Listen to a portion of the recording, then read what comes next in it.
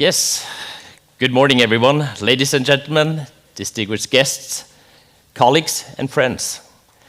It is my great pleasure to welcome you all to the 6th Ship Autonomy and Sustainability Summit, co-hosted by the Norwegian Forum for Autonomous Ships, the European Commission and North Shipping. As chair of the Norwegian Forum for Autonomous Ships, I am honored to open this year's summit, a gathering that continues to grow in relevance, urgency, and global significance. We are here not only to share knowledge, but to shape the future of maritime autonomy and sustainability together. This year's theme, while we wait for a mass code, what is happening outside IMO, reflects a critical reality. While the International Maritime Organization continues its important work towards a regulatory framework for maritime autonomous surface ships, with a voluntary guide expected in 2026 and a mandatory code by 2030, the world is not standing still. Innovation is already happening, and is happening fast. In this year's summit, we will explore the dynamic developments taking place beyond the scope of the mass code, in areas where autonomy is being applied today, not tomorrow. From large uncrewed surface vessels to urban and coastal ferries, we are witnessing a quiet revolution in how ships are operated, managed, and integrated into our transport systems. Part 1 of our summit will focus on these very developments in non-mass autonomous ships operations. In session 1, we will examine the rise of large, uncrewed, and remote-controlled USVs vessels that, while not directly governed by IMO regulations, are pioneering technologies and safety practices that may well define the path forward for mass. Thereafter, in session 2, we turn to autonomous passengers and car ferries, a segment experiencing rapid growth and public interest. These vessels challenge us to think about autonomy not just in terms of technology, but in terms of public trust, safety, and societal value. The opportunities that lie in the introduction of autonomous ships in the transport network are not only of interest to research, industry, regulators, and the general public. It is also of great political interest. It is therefore of great pleasure and honor for us that Fontini Ioannidou, Director Waterborne, European Commission Director General, and Even Tronstad Sagebakken, State Secretary, Norwegian Ministry of Trade, Industry and Fisheries, despite their very busy schedules, have nevertheless found the time and desire to come here and give a welcome and keynote speech between the two parts of the summit. After a break, part 2 of the summit will take us into the heart of one of the most transformative and controversial forces in autonomy, artificial intelligence.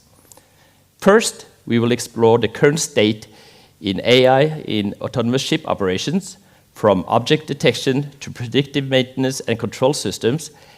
AI is both a powerful enabler and a complex challenge. We will ask, where is AI being used? Is it a solution or a risk? And how do we ensure it serves the public good? And thereafter, we will address the evolving role of the human operator. As automation and AI advance, the human element remains essential, not just as a fallback, but as a partner in decision-making. We will also confront the regulatory, ethical, and geopolitical questions that come with AI's growing influence in maritime system. So, this summit is not just about showcasing progress. It's about asking the hard questions, challenging assumptions, and building bridges between technology, regulation, and society. So, I encourage you all to engage fully, to share your insights, your concerns, and your visions for the future, whether you're a policymaker, a technologist, a ship owner, or a researcher. Your voice matters in this conversation. To help us visualize some of our thoughts and opinions, we will make use of Slido, which I will introduce for you in a moment after a short video. But before that, and my final words, let us use this day not only to reflect on where we are, but to shape where we are going. Thank you all for being here, and welcome to the 6th Autonomy and Sustainability Summit. And final thing, be ready now after the video, get your cell phone ready, because then we're going to go into the Slido and give some introduction for that. So thank you very much.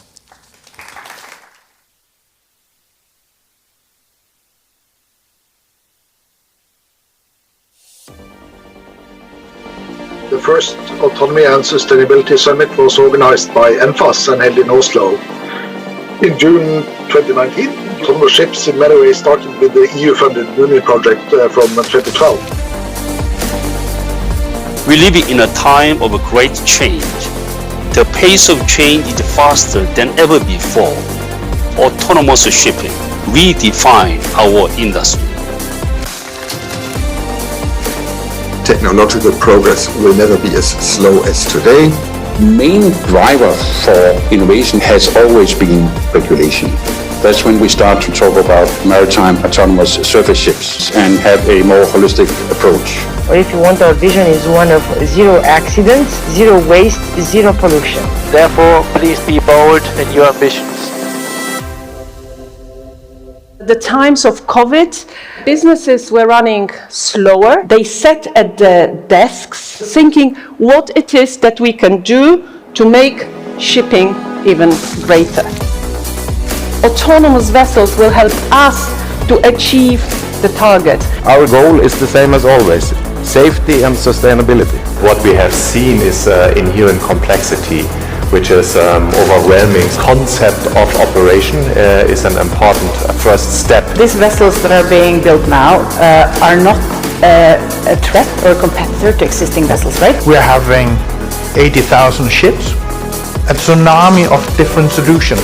We are bringing ship and shore closer together with the exchange of data, but it is also beneficial to the seafarers. I believe we are at the pivotal moment. We must work together. There is an ongoing commitment to make this happen. Common ownership. Master responsible for a mass. Green Deal challenges also. Opportunities, alternative propulsion, new technology, the great potential. The people, profit and planet, you know? More projects materializing. The focus might have changed a bit. Most ships are candidates for autonomy. This is going to be launched today. Operator is a conscious driver. We do not have to find the perfect failure-proof solution. We also need standardization. Our goal is clear.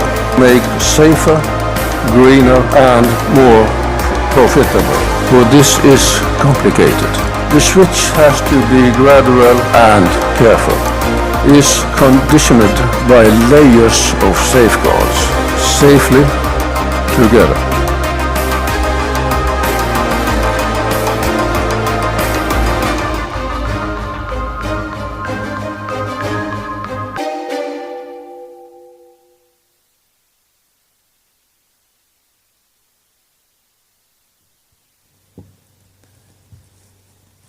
Yes.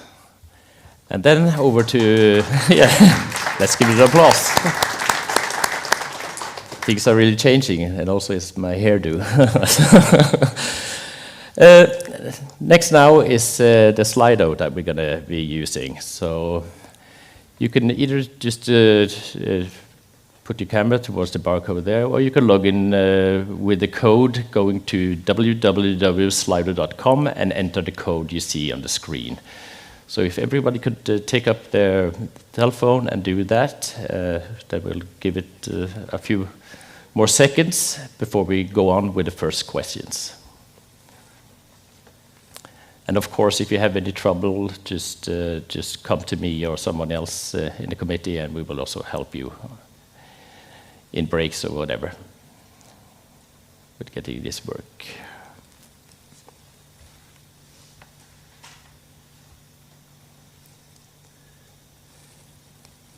Everybody's happy? Okay. Then we go to the first question. And in this one, we want to see who you're representing. So if you just click then we'll see how this goes. And I can also inform you that we did a similar research for the last summit. So at the end of these sessions, we will do a recap and we will see how it compares with last year, what the opinion was then. So that could be interesting to see how our mindset is changing now.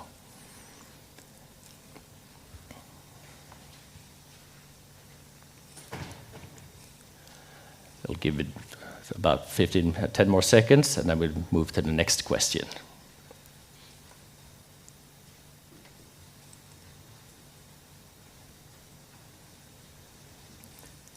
Okay. Then we have next question. By when do you expect the first fully autonomous ship in global international trade? Until 2025, 2025 to 29, 2030 to 34, until, and so on. Yeah, okay.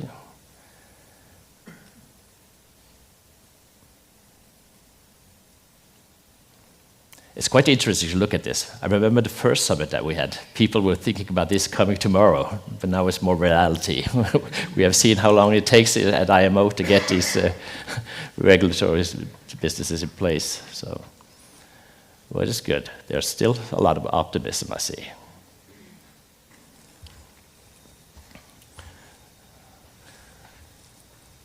Okay, and did we have one more, or if we could do that, or was that the end? No, okay. And that's the third one, yes. For what trade do you think fully autonomous ships will first become commercially deployed? Short sea, short distance shuttles, or deep sea?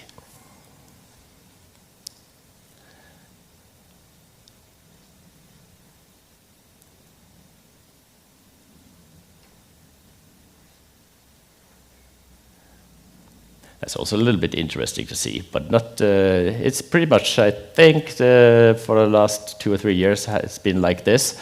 But I remember also here with the first summit, short sea came up very good, but then of course we had Yara Birkeland.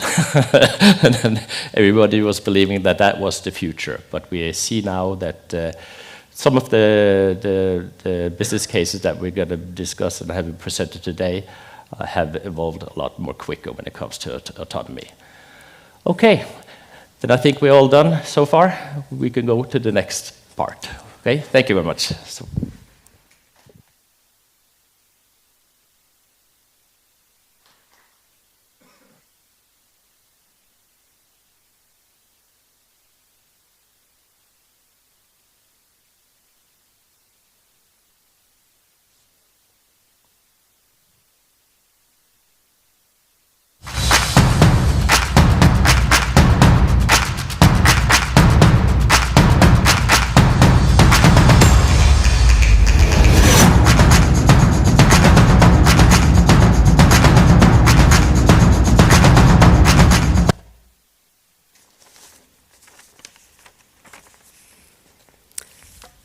Hello, everyone. Do you hear me? Yeah, great. Good morning. Welcome to this session of the topic for uncrewed and remote controlled USV and large non-mass autonomous ships.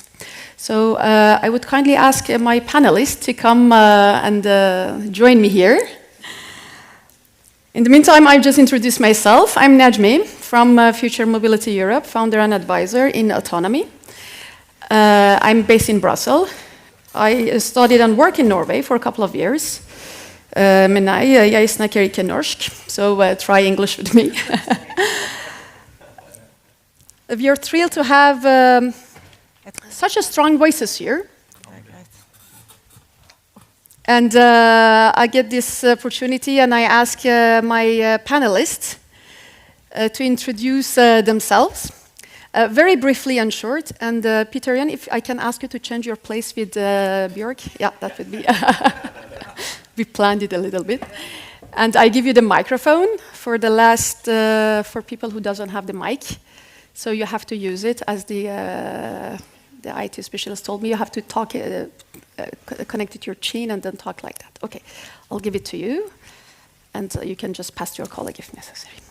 Okay, Björk. Yes. And we have a presentation for Björk, so maybe also we can run the presentation and she first run the movie, and then we can go on with the with your. Yes, as we agreed, I would like to introduce the video. I called the summit and I said, can I please have a 45-second video? We will show you that one. But firstly, I want to introduce myself. I'm Björk Døving. I'm representing Reach Subsea, a Norwegian-listed company. We have grown since 2012 into a company with 3 billion NOK's revenue, and built the company with our own money. And we are now in a position where we have deployed the world's first uncrewed ROV vessel. And it's been a project going on for 5 years. And it's been many sleepless nights, to be honest. She's not fully autonomous, of course. She's a remotely controlled vessel done by Masterly, the joint venture between Kongsberg and Wilhelmsen. So to give you some context to discussions today, I hope we can run the movie so you can have a look at the beautiful Reach Remote #1. Reach has built a strong foundation on safety, sustainability, and close collaboration with academia and industry. With Reach Remote, we took a bold step to innovate. Through dedication and smart risk management, we reached key milestones. A successful pilot project, run with several major energy companies, proved our full capabilities.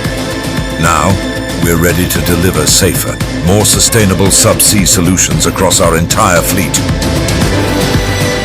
Reach Remote. The future is now.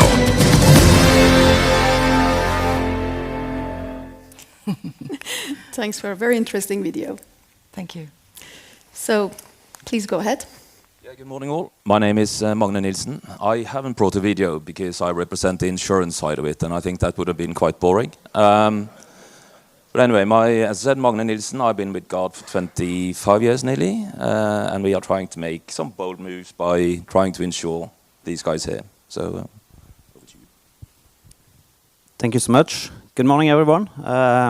When I was walking around in Oslo City last evening, I was thinking, with the good atmosphere, it's probably only going to be us in the morning, so very happy to see so many of you engaging in this very interesting topic.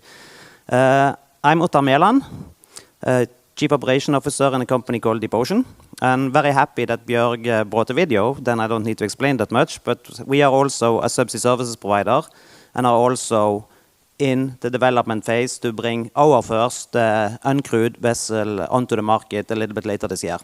So yeah, we'll leave it at that for now.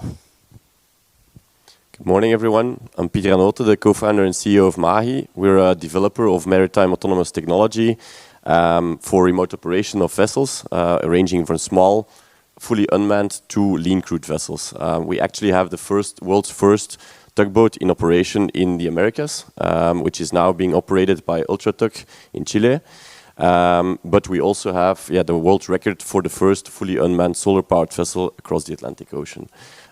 So we've been working on it since 2015, and now are officially also deploying in operation these setups, large mass, as Najmeh already introduced. So it's becoming a reality for all of us. Thank you very much. Good morning, and my name is Vegard Evjen Hostein. I founded and also am the CEO of Maritime Robotics.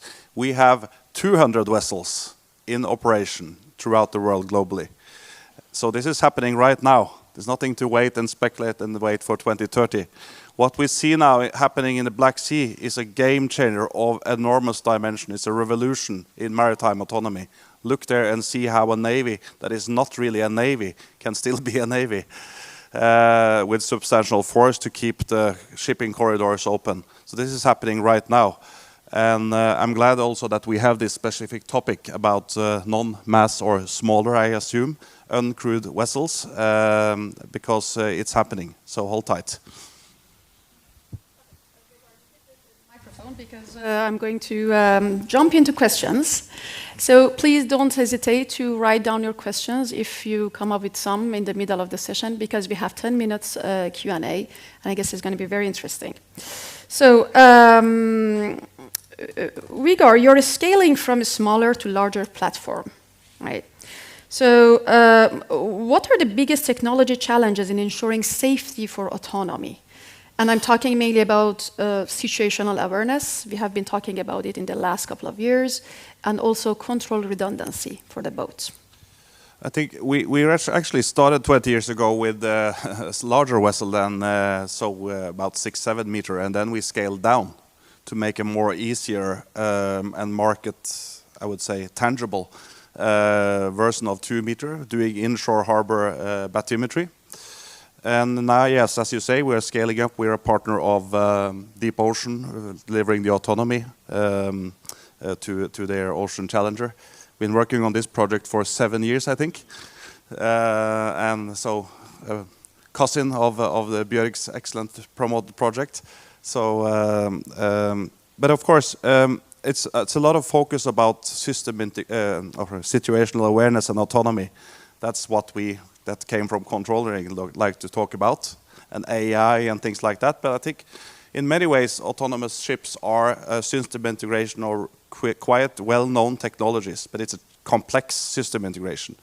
I would rather maybe like to focus a little bit more about the development in communications, how they are very crucial now, both through radio and satellite, and of course recently also cybersecurity, how important that is to get, because still you are in a, and still will remain many years ahead, we're in an autonomy mode where you need to be on top of the situation from a shore control station, and then you need good bandwidth communications. I think that's the really crucial, most crucial thing right now. Great, thanks. So Björk, because since you have the mic also, I'm not discriminating you three, but I come back to you later. So you are deploying like hybrid uncrewed surface vessel, right? In offshore environments. We all know that it's quite complex, especially when he talks about the communication, in the middle of the sea, how you manage this. But how do you validate the effectiveness and safety of this kind of operation there? In absence of the standards, we don't have. As we know, there's no rules for this. We were adopting to the advisory from the Norwegian maritime authorities, and the process has been iterative. Of course, in the development of Reach Remote, we have not made a new setup. We have been reusing known technology that is provided by Kongsberg. So traditional DP systems, traditional heaters and coolers, and the machinery. Mentioning that the vessel is a diesel-electric hybrid. Because of the lack of the ecosystem around ammonia and hydrogen and so on. We are not transporting from A to B. We are going from A to B to C and to anywhere, actually. So we need to be sure that when we come to a port, we get the facilities we need and the resources we need. The systems are, you could say that Reach Remote is a process system. That requires machinery and components that are steered through actuators and then managed in control systems. So I think the safety of the vessel is maintained through redundancy and through the factum that we are doing remote control operations. So we're not challenging the legal role of a captain. We keep the captains. They're just working onshore instead of offshore. Okay. That's a valid argument. So from the rest of you, or even Vigor and Björk, you can jump in. We are talking about autonomous ships since 2015 very seriously, because I know that discussion was there also before. But what are the most significant technical advancements you have seen in the last 2 years, since the last summit? What are the main technology moves here? Like, again, situational awareness is something. You talked about AI, communication, radio, like everything. What are the most interesting one, I would say, or most challenging one in this last 2 years? Yeah, I think there are two essentially. So connectivity is a very important one. I think the price of satellite connectivity, especially for offshore operations, is crucial. You can operate through VSAT, but that has lower bandwidth, higher latency, and I think as my panelist mentioned, that that it's necessary, let's say, that the operator is still in the loop. At this moment, especially for close contact and contacting points with ROVs, you need really low latencies. And I think that's where one of the examples Starlink has come into play is just the price, the affordability, and the performance of those systems. I don't want to say that this is the only one, and we're hoping that there's more competitors coming on the market soon. But that's definitely one. I think the other one is also the AI, the capabilities for situation awareness, processing on collision avoidance, that can be done on the edge, on power, let's say, efficient modules, such that you also have intelligence on board. In case connectivity drops, that doesn't mean that it's an issue. That doesn't mean that there need to be consequences, because you have still onboard intelligence. And I see that has grown quite a big, let's say, since we started in 2015 up till now. We see quite a tremendous growth also in capabilities. One of the big manufacturers of these AI chips, NVIDIA, is just bringing out these new chips every year. Performance goes, let's say, it's twofold almost every year. So it's just an insane growth of what you can put in such a small package. Yeah. Yeah, I totally agree. When we did the 44 days of operation now, starting from the 1st of April and throughout May, we maybe had a handful of connectivity dropouts. And when that happens, the vessel is programmed to go in a stop and stay mode, where she just keeps the position. And speaking to the ROV pilots, when they're doing ROV operations, which is quite latency sensitive, they say it's just like a video game. They experience quite low latency. And the vessel itself is not very vulnerable in terms of the latency, but more on the connection robustness. So I agree with you. Very good. So we have connectivity improvements and then also the computation improvements. And Vigor wants to say one thing, so... Yeah, I can add that we experienced with the collision avoidance algorithms 15, 16 years back, which still stands out pretty good. What happens in between? Sensor technology have become more affordable due to car industry, definitely. But again, we as human overseers, we like to keep in control of the situation. That's why we need this broadband communication. The basic algorithms for collision avoidance has been very well known for many, many years. Let's be honest. Sensor technology will always improve. And autonomy in 2030, we will sit here in 5 years again also and talk about we need to improve the autonomy. That's never going to stop. DP is also a part of the autonomy ladder. Autopilot is also a part of the autonomy. We will never stop. We should be named the summit for more autonomous vessels, and we'd keep on forever. So, yeah. So good, then it means in 10 years we can still be here and talk about autonomy, right? So there's business, that's good. So let's go towards the regulatory gaps. Ottar, the question to you. So you're operating in the high regulated offshore sector in general, right? So how do you navigate the lack of harmonized standard when deploying remotely operated surface vessel? No, of course, I think for what we are trying to achieve here, I think this is one of the, maybe the biggest challenge. I think Vega, our technology partner on our Ocean Challenger, the Uncrewed vessel, mentioned that we started this project 7 years ago. And the vessel is it's going to be on stream, fully operational after pilot testing Q3 this year. So that's quite a long time. And of course, into a development like this, when you're doing something new, you're taking all the people off the vessel, you're going to do something completely without people on the vessel, still in the loop, but onshore in the control center.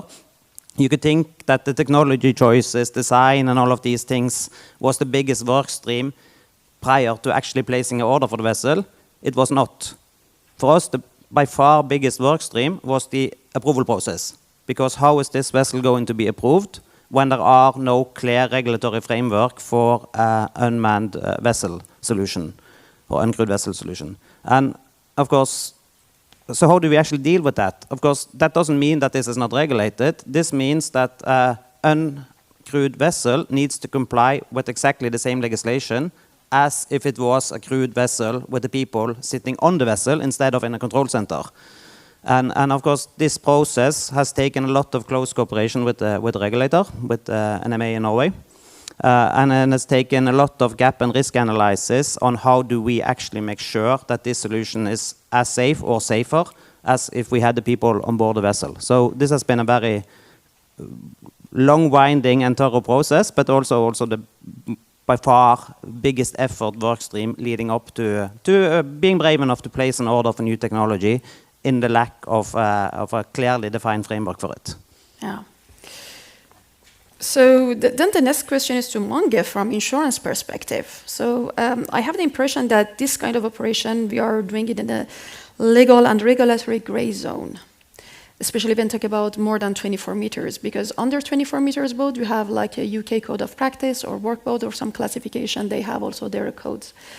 But what's needed to build insurability for that kind of operation and vessel? Well, first thing, at least according to a colleague of mine who's in the audience here today, we are not that far off because the liability and compensation regimes are fairly fit for purpose, actually. So it may be more of the way you interpret the regimes to cater for and to apply to this new reality. And then in terms of insurability, if you look at it, how marine insurance has developed over time, it's always been that we have to adapt. We went from sail to steam. We went from fish to offshore energy. Sorry. And then containerized cargoes, and now we have to follow it with autonomous ships. We do actually insure quite a bit today. In terms of liability insurance, you have the mutual system, which is the P&I system really, where we are not there yet. Some issues with reinsurers. I'm not allowed to talk too much about it, otherwise Tim will come after me later. But then on we have fixed P&I providers who will insure it. On the physical damage side, there's also quite a bit of people out there who are willing to take that risk. When it comes to how we build it, obviously it's a new reality for us. New premium, how do we set this premium when we don't have experience? How do we do the wordings? We need a completely new skill set when it comes to how to deal with claims. So, but we are there. Yeah, so that's good. The questions are there. So now we need to find the answer for those questions, right? So, yeah. So maybe when we talk about safety challenges and risk management, it could a little bit help the insurers to make sure the operation is safe. But then the question is to Peter Jan, that because traditionally onboard crew, they handle all situations, either emergency or normal navigation, right? So, but when we come to the remote control, so you move the crew on board to the crew on shore, I would say. But how the liability will be handled here between people on board and people on shore, and especially if it's not fully unmanned, because you have the job, both people on board on shore can do it. How do you handle this? How do you manage this, especially in emergency? Yeah. I'll maybe speak from experience. So we installed our system on a 32-meter tugboat, not for tug operations, let's say within the port, but long coastal voyages. So I think it's similar to reach and deep ocean, where you actually go from a harbor to a remote location. The idea is actually for our customer, they wanted to reduce the amount of crew they onboard for their operations, especially those long transits. They want to move from one port to the other, do the operations, and then come back. Before, they had to put a second crew on board to respect resting times, to make sure that people are well rested to start those tug operations in port. And actually, it's very hard for them to find crew, navigation crew. So they were looking on the market, how can we solve that? Can the autonomy technology take, let's say, part of that puzzle? But then you enter indeed a whole new challenge, set of challenges, safety challenges of how do you distribute the control between onboard and offshore, or let's say onshore in the remote operations center. So for our perspective, it's really a matter of the first instances in normal operations, you need to hand over safely the control. And that's also where we took inspiration from other sectors like aviation, where they have done it for a long time. Imagine an airplane that goes to different, let's say, traffic sections. different air traffic zones, they also need to hand over control to keep an eye on what is moving. And a similar practice is what we applied essentially, is that there is multi-phased approach on how you transfer that in order to reduce, let's say, safety risks during that transfer. You don't want to end up, let's say, with a vessel where nobody of the operators knows who's in charge, where the liability sits. And that's maybe even more complex with lean crewed vessels compared to fully, let's say, unmanned, because then it's very clear that the people on shore are in full control, or whether the vessel maybe is in control. That's two let's say, actors, otherwise you have three actors. So that's one of the challenges in normal situations, but also in abnormal or sort of minimum safety conditions. That's where you fall back to systems, for instance, with lean crewed. Then you can still rely in those conditions on the people on board. The autonomy system can detect, look, the connectivity, for instance, drops. And it's funny that it happens, dropouts. It also happened to us sort of at the start of the crossing of the Atlantic, where everybody would expect the Iridium system to be up and running all of the time. Well, at the start, we had a 15-minute just dropout, no connection at all, and it recovered. But that's where you need that onboard intelligence to make sure that you can compensate for it, so that you actually have control at all times in a safe situation. Yeah. Great. The next question, I'm going to point at Vigor, because you have plenty of vessels, so you're, I guess, familiar with risk analysis and traditional risk models, right? So, but how are safety requirements being interpreted for a non-mass vessel? Do we need to look for a new approach in safety, or we simply can apply the same safety method? Then Mange's job would be much easier, I guess, using the same risk matrix. I don't think this is really my home field compared to a lot of those in the audience, but what I'm seeing is, of course, that we are moving sea drones, as we start calling them now, are software-centric hardware. So it's more about the software reliability, more focus on the software reliability, and to monitor the status of the software and the sensor that we require. There's a little bit paradigm shift. It's more software now than hardware. But the best software in the world also needs reliable hardware to float. So there's future for all of us. I think, to address the software failure modes, and the sensor and the data integration and the communication integration. And of course, again, be realistic also about the autonomy levels. I've been working on this industry for 20 years, and I still find it hard to understand sometimes the different autonomy levels. If we are unmanned or unmanned, or it's a jungle. Think about those boarding now this year. It's a little bit hard for them to understand. Still, I think the safety needs to be autonomy level 2. We have full control over the whole situation. And as also a recommendation for the global regulations, we need to have a clear standard on what is good enough of SA to be able to move the autonomy ladder to, let's say, AL3. I think that's what we call it, but there are debates about that also. So we need to have a clear requirement. I say I would never sell an autonomous vessel to anybody, because who should be sued? The computer? Me? I'm not sure. It's a little bit so the SA and the requirement for autonomy level increase needs to be clearly defined. That's why we need the authorities and the regulators to come on board this. We also need clear responsibility structures then between the vessel and operator and the system.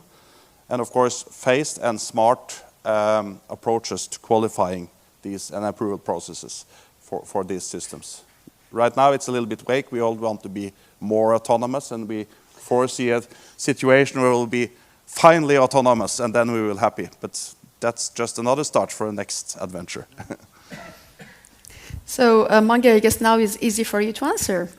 So what safety verification methods or performance benchmark you would like to see standardized before ensuring more of those vessels? Is there anything you want to standardize in these non-mass or even mass vessels?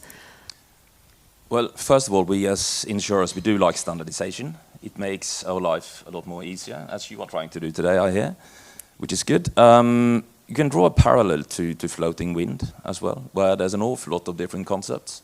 There's no element of standardization whatsoever, which makes difficulties in terms of economical viability and also insurability of that. So we see the same here. If you standardize more, it will be much more easy to have a proper and an economic insurance connected to it. We as insurers are not necessarily the ones who are setting the standards as such. We have to rely heavily on the industry, on the regulators, and not least on the classification societies. And the latter were established to help insurance companies with things we do not understand. So I think that's really the key for us, to have class still involved. We see that class is still involved, to a certain extent, not perhaps to the extent we would have liked it to be when it comes to surveys and what have you. So good morning. And other than that, I think more of you have touched upon this. That is also quite important for us, because when it comes to shipping, you've been used to having ships or people on board. But now, are we going to insure liabilities arising out of shore-based people? Are we going to insure liabilities arising out of the failure of software manufacturers? So there's a lot of questions to be asked still. I agree. Didn't reply to your question there, but it was a bit of No, but I agree. It's not an easy question, and I understand it's not the role of insurance to lead this standardization, but the whole industry should take part of it. Great. So let's move to the business model and commercialization. What's the driver today for autonomous ship? Is it safety? Is it like lack of people on board? This is what we are hearing in the last couple of years, right? A crew shortage or like operational flexibility, mainly in offshore, or in Navy. So who wants to answer this? What is the logic behind having an autonomous ship with different level of autonomy, of course?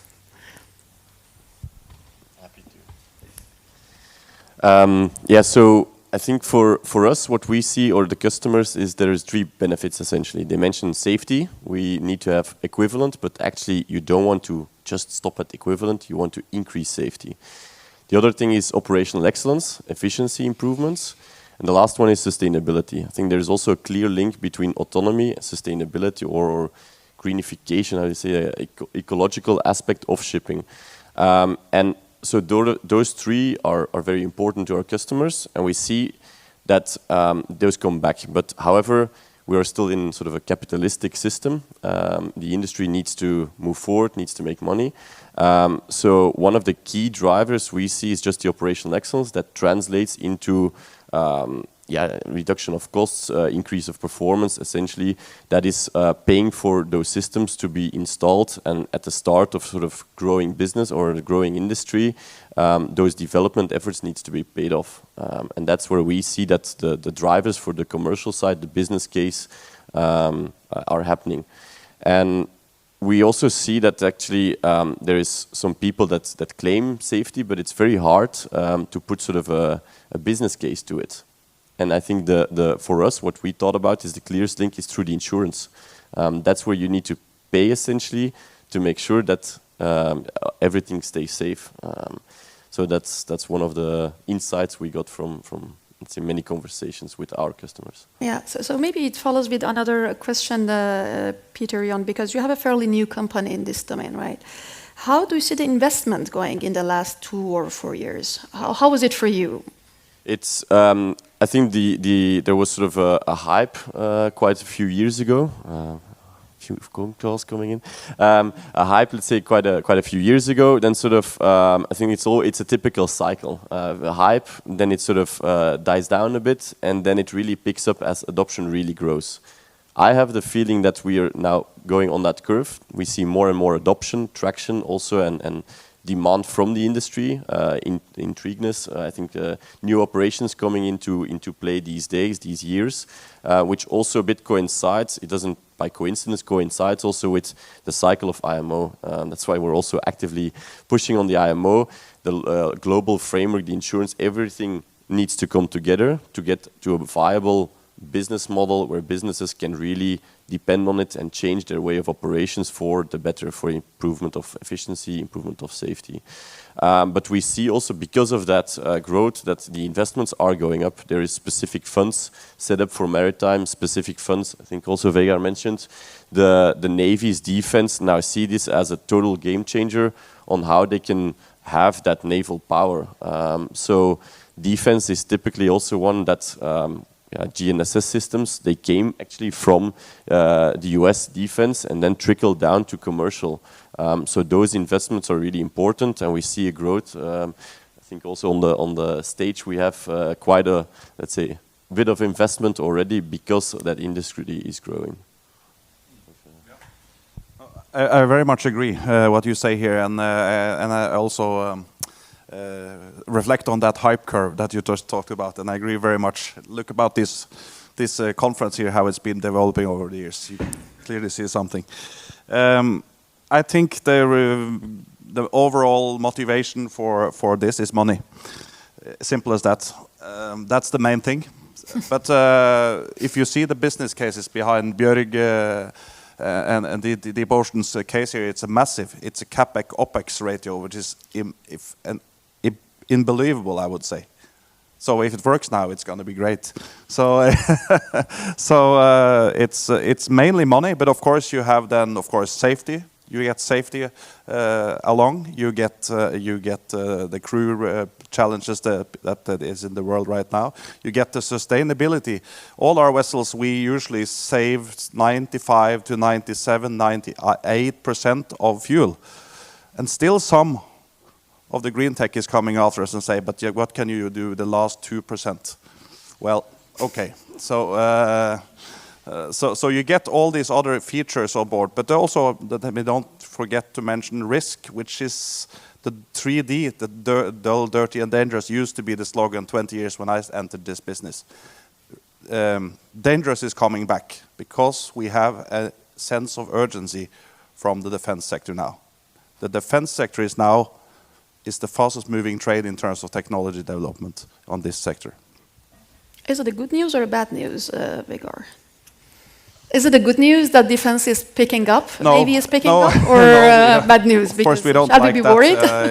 It's a global, but the global tension is not something we control from this audience. So, but of course, we also have had this consideration internally. But it's been like that in the history. 100 years ago, let's say what has been advancing technology. The Cold War, the space race. Okay, we got into a fortunate situation of deep peace now, some 20 years.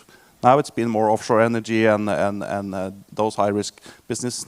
But as a technology provider, we need to be on the fastest moving train, or we will be obsolete in 2 years. Yeah. Well, hopefully those things that are developed for Navy or defense could be translated to the civilian also, those technologies. Yeah, of course. Right? That's the most definitely. important part that we are looking for. And I came from a defense conference now. They are looking into scale up production capability because they are also starting to worry about the worst case scenario. And where are we going to take that extra capacity from?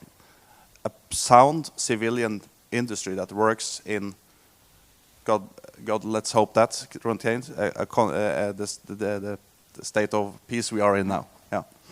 Great. So, but I have another thing in mind for those commercial aspect of it is a mission type.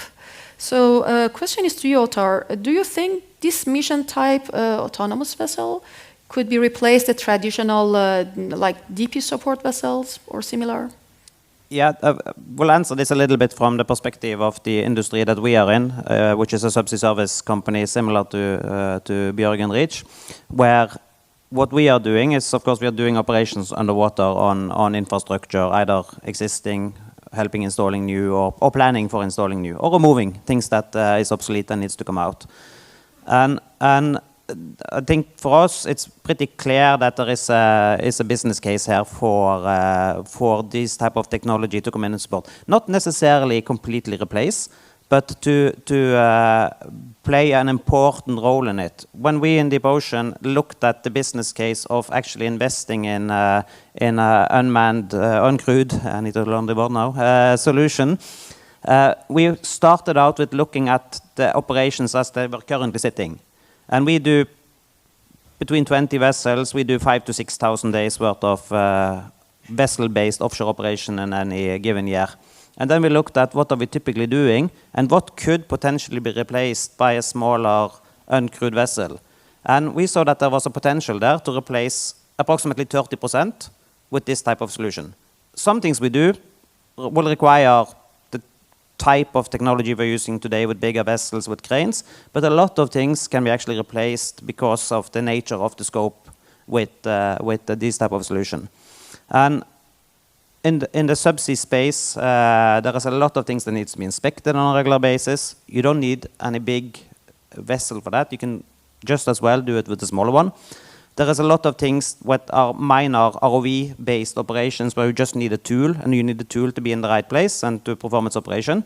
So all of these things are the potentials for this type of solution. And of course the benefits has already been mentioned here. I think Vegard put that as money. I like to call it business. And of course money is an important part of business, but it's a little bit a wider context. In our industry also, one of the restricting factors on the industry right now, because it's a very busy industry these days, is to have enough competent people to come in and join us and get everything that our clients want to be executed. And when you are placing your competent workforce on a big boat and that sails away, they sort of stays there and they are reliant on supporting that operation. And when we also then back 5-6 years ago when we started to look at that, then we look at how much does it actually work. And what we do, as I said, is we put ROVs in the water and we do subsea operations. On average, these ROVs work 50% of the time. But the people are there 100% of the time dedicated to this particular vessel.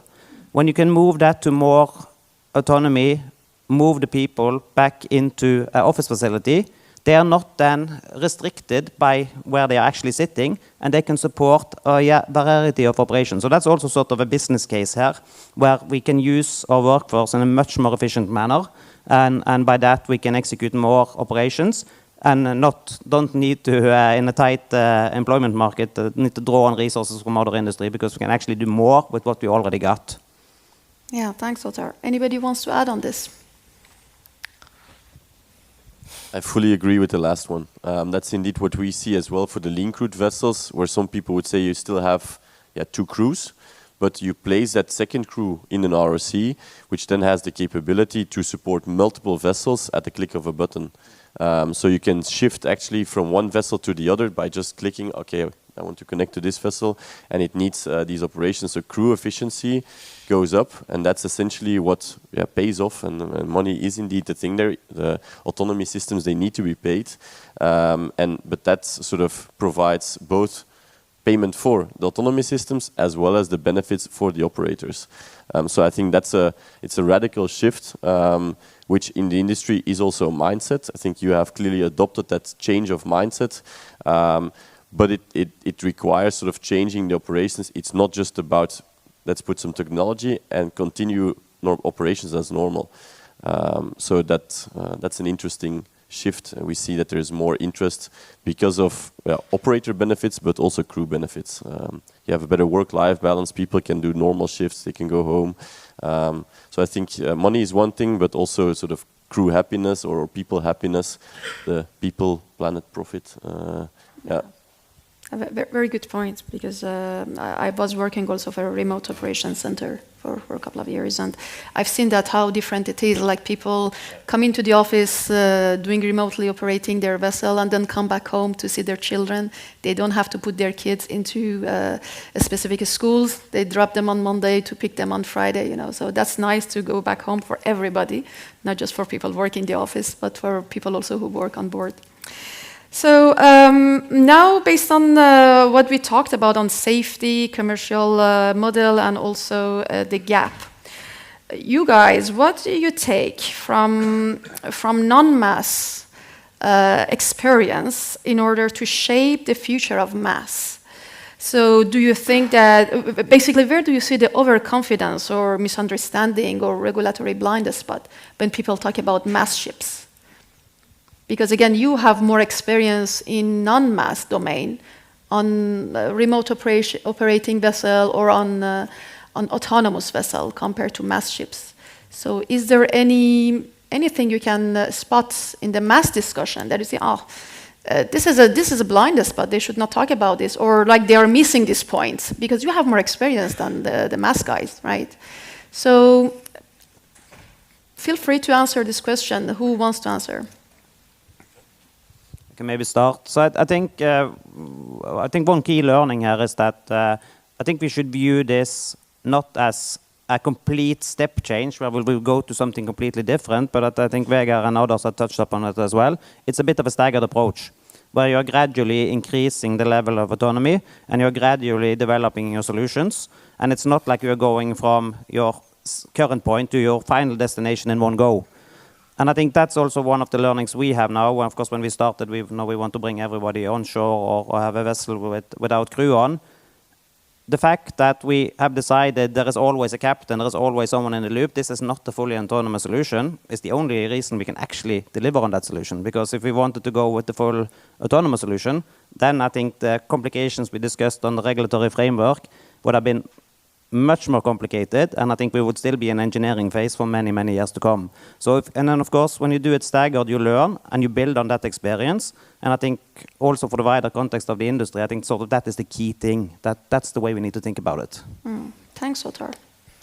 It's also interesting to see because from 2026, with the start of the non-mandatory code of IMO, they will start a phase called the experience building phase, which is funny to see if there are already so many initiatives in the, let's say, the non-IMO vessels, that there's a difference in time, essentially. There's a shift, and I think the other way around could be that actually there has been quite a lot of experience building phase already in the non-mass that then will feed into the mass code. So I'm also board member at the 1C Association, where we actually have a seat at the IMO to provide that insight already before the official start of the experience building phase. So I think there's a lot of cross-pollination or putting real-life practical examples for vessels which are just sub, let's say, the IMO vessels already into place right now. Yeah, thank you, and yeah, I agree very, very much into that. And this is happening right now, as we said, in non-mass vessels. So it's a simple, and I'm very thankful in many ways to at least the Norwegian authorities that we know much. The maritime authority has been very progressive, and it's good that technology shows the way before the regulators. So it's not the opposite way. You can imagine how that would have been. So, so that's very good. So all the non-mass are here now for you to come and see and learn the sometimes very basic lessons that and trial and errors that we have learned now over many years. And we are moving. We're not waiting in this. So that's the best I can say. Invite all the for the MAS, when the MAS regulations come up, let's show you what we got, yeah. And I think it will be very good. So since you have the microphone, Vigor, the last question to you from me. What aspect of deploying autonomy in the real world do you think that the mass development community underestimate or overestimate? If you want to say one thing. Challenging question.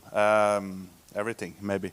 But you talked about the autonomy. Yeah, the business model, the business model implementation. It's autonomy also fits into a value chain. There was a very good lessons from Yara Birkeland, where I think there was, wasn't it, Tom, where they talked about the unloading and the loading of cargo. That also had to be autonomous in terms of getting a full value chain up. But the business cases are always very hard to solve, and I think we should be very concerned what business cases we put autonomous vessels into first. I personally believe we are on very, kind of everything.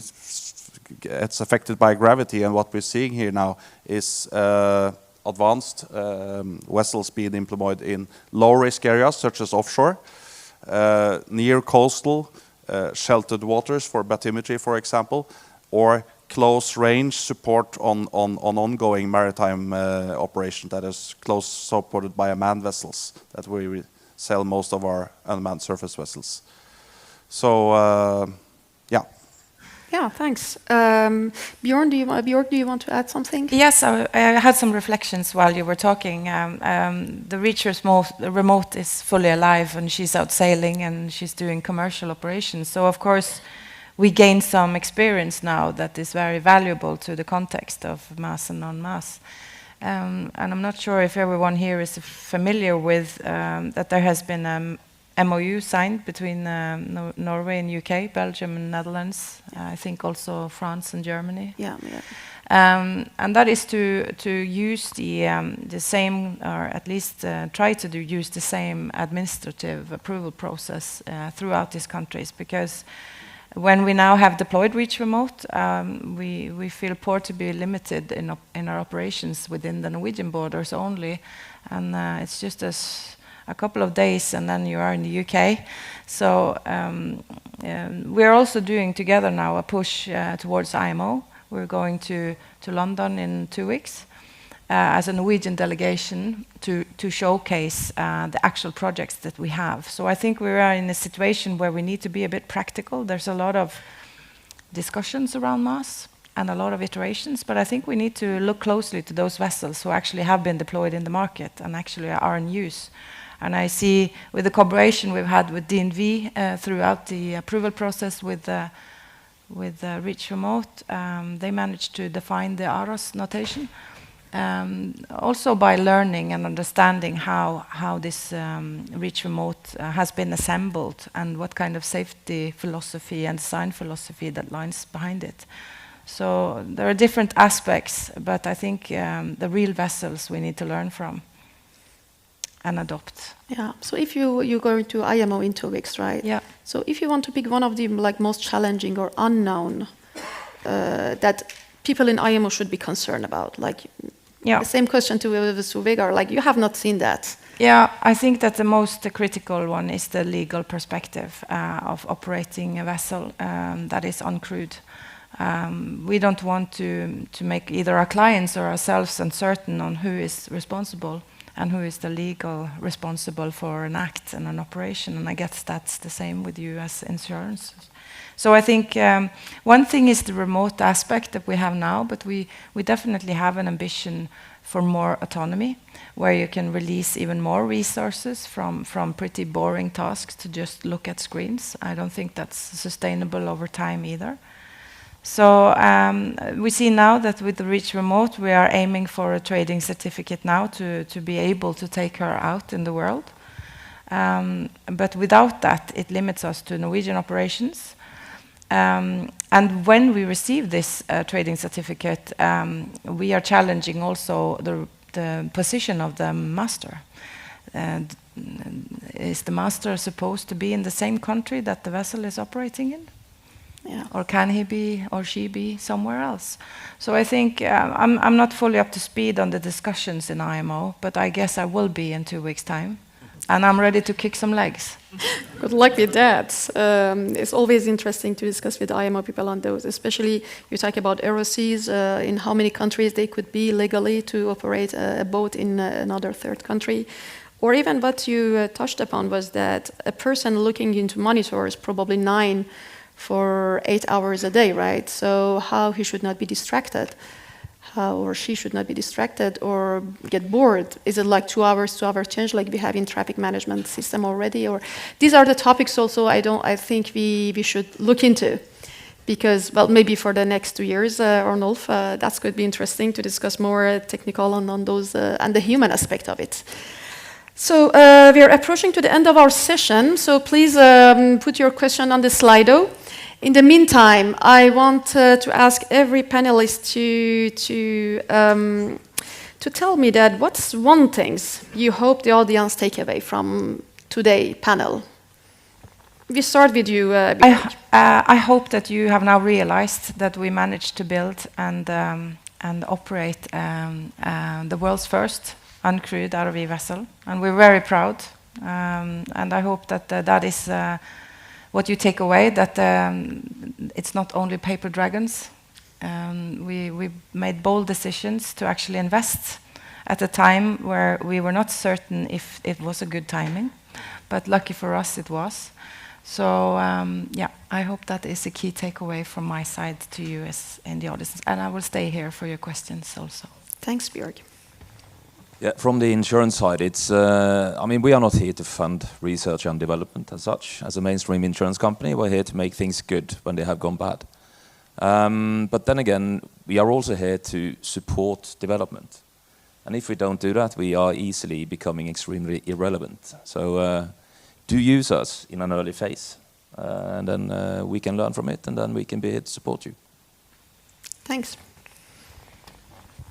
No, I think for me, I think the key takeaway is that a lot of the technology is there, a lot of the solutions are already real on smaller vessels that can be applied across the maritime industry.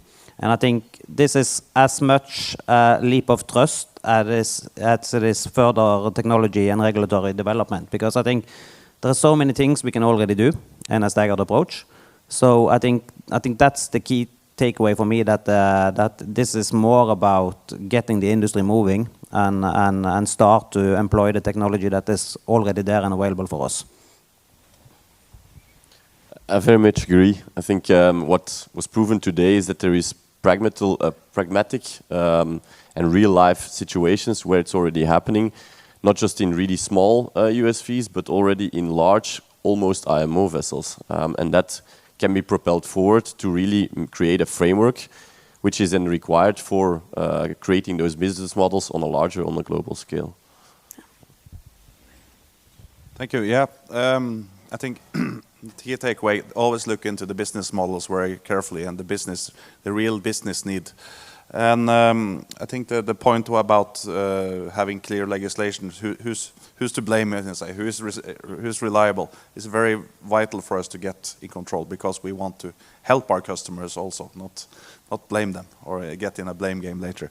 But I think lastly, I think I need to address this also. As I said, there is global tensions that are changing, and we're now seeing a need, or at least what should be a need from also military users, which have a much stronger business rationale sometimes right now.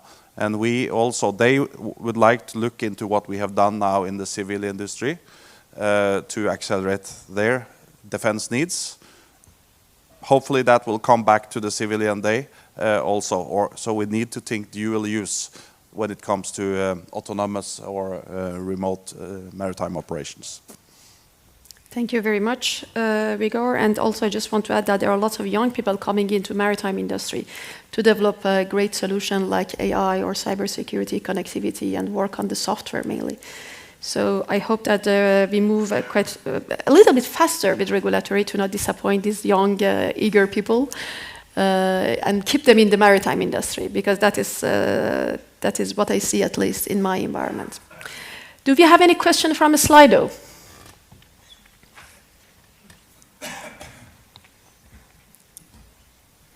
So, a question comes in: for which type of ships do you think fully autonomous may become a viable option? So lots of people voted for research on offshore vessel. But you guys agree with that? I believe it was from the past Slido, but research on offshore vessels. It's a very asymmetrical voting, I see.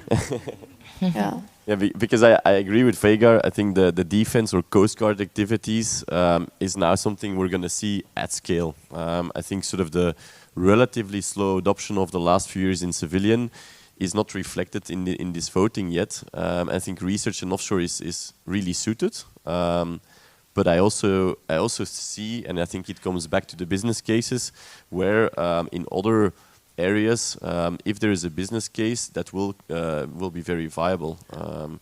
I think, and I always believed, that the maritime will be a faster adopter of autonomous technology compared to automotive. I don't see it. Let's say Elon Musk is claiming it for years that next year everybody's going to drive fully autonomous cars. I think we're going to have that story for the next 5 years still before it's widely spread. I think the maritime has an opportunity to actually really push fast on it. Yeah. Yeah, but we have also some advantages and disadvantages compared to car industry. So let's see which one is going to be a faster adopter, hopefully maritime. Any question from audience, if they would like to ask our panelists? Well, that's a good sign. Could be a good sign. It means that everybody agreed with what you said. So thanks to each of our panelists. Oh. On my gate. Oh, sorry, I did not see you. Please, go ahead. You were hidden in the dark. Thank you. I have a question for Vegard, because you started saying that you already have 200 units out there, USVs, in operation, which is super impressive. I just have to say, you've really managed on the commercialization side. How likely, Vegard, because these are small kind of drones, how likely are you going to come from the bottom and revolutionize the flagged vessels with that type of technology? That's going to be not easy. Quick answer. No, I think, thank you for the question, Margrethe. I think with all respect, that's not going to be easy if it is a goal. I think we are right now focusing on what we actually, after 20 years of trying to interpret unmanned surface vessels, uncrewed vessels, renamed to sea drones. So our focus is going to be more the turnkey sea drones for data acquisition or purpose-made, and try to standardize those a little bit, maybe see a little bit disruption on saying the traditional is the way the maritime industry comes to us and say, I want this and this and this. We're going to say, this is what you get, and you can get it faster. But we see a push for larger sea drones, larger than those we have, not stopping at 10 meters as we do now. So that might be something. I think that's right now our core focus is to make the sea drones purchaser of the world happy. You happy with the answer? Super. Okay, good. Anybody else? Hello, I'm Ulf Røseth. You may have seen him before. I was intrigued by one of the statements or two statements actually. One was the business process, the importance of the business process, but also this issue of making keep it simple and stupid, as we typically say in the maritime business. And in a sense, this could be the key to enabling mass, actually. Don't overdo it. So do any one of you have any comment on that? Well, autonomy can be a lot of things. We see that in the subsea environment that we operate in, autonomy needs to be applied there as well. For example, we do kilometers and kilometers of pipeline inspection, Ottar. Nothing is more boring than being an ROV pilot on a pipeline inspection. But actually to deploy the sensor package to the ROV system that can actually release the attention from the pilots, typically give you a notice when there is something lying close to a pipeline that is not supposed to be there. So I think applying those kind of technologies is low-hanging fruit for us. And what comes after is the vessel to follow the track of the ROV, for example. But that is not real autonomy, is it? It's more automation. So I think we can be happy with the remote aspect for quite some time. I'm not scared about autonomy, but I think we should be a bit, not skeptical either, but be ensure that we have enough data set for the machine learning and for the algorithms that forms the basis of the decision making. And to this point of time, I am not sure how much data we have to be able to recreate the autonomy, but maybe you, Vegard, have some light to shine over the topic. But I think keep it simple, And the way we use it now is fully operational, and yeah, we're happy about that. I think there might be something to that point about making it simple. When I started 2001 in the business, I started with flying drones. That was the big thing. And I saw many companies of that age, traditional airplane companies, helicopter companies. They took their old hardware and got some kind of innovative group of control engineers on board and put their boxes on board. And wow, this should be the new thing, combining an autonomy box with a conventional vehicle. Nobody of those, or very few at least, of those exist today. This has evolved into a new industry where new players have come on board, which is more software-centric than hardware-centric. We don't see many of those traditional boat building, or sorry, airplane companies succeeding today into this. It has become something new. It needs to be designed from day one as a drone or autonomous ship. And I think that's some lessons to be learned there if we look into it. I think a good word is also pragmatic. I think pragmatic is something I feel that the IMO sometimes overlooks, that it wants to go in detail, wants to research everything before sort of you practiced it. And I think there is much to learn about iterative approaches, still focusing on safety. So I don't want to disregard safety, but you need to be pragmatic. And I also think that if you make it over complex, prices go up, business cases get lost, and then sort of kills an entire industry, and also prevents going to the benefits that it brings. Whereas, like Vega mentioned, you don't need to go and put like all of the, let's say, legacy aviation stuff in a drone. It's just simply not required. And I think that's also a lesson that can be, let's say, brought to maritime. Keep it simple and stupid, or pragmatic, move forward, learn what is important, throw away the things you don't need, and keep the things that are really necessary. Yeah, so you can mention also there's a similar approach in Belgium, for example. When the CCNR did basically the river police between 5 countries, they are allowing a shadow mode testing for the remote operation and autonomy for boats. But then the question comes to this, that who are the first pioneers for this, right? So who wants to invest and put hundreds of thousands of euros of equipment on their boat for a year without returning investment?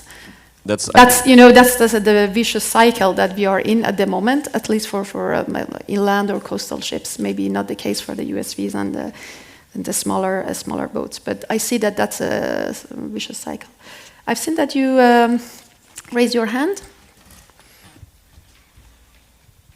Thank you, and good morning to all. My name is Jakob Terling, working for the European Commission. I maybe just have a comment on what you said for the experience building phase, and your comment just now on being pragmatic. I think nothing, and you refer to us as IMO people, I guess I'm one of them, but I don't think there is anything in the idea of the experience building phase that would suggest that we shouldn't look at what's already happening. Nothing. The whole code, mind you, is goal-based. So it's not prescriptive, which means that there is an element of pragmatism in there already. But at the same time, there is also an element of unknown. For the reasons that this summit and many other conferences have looked at. We are, I guess, all not entirely sure what this means.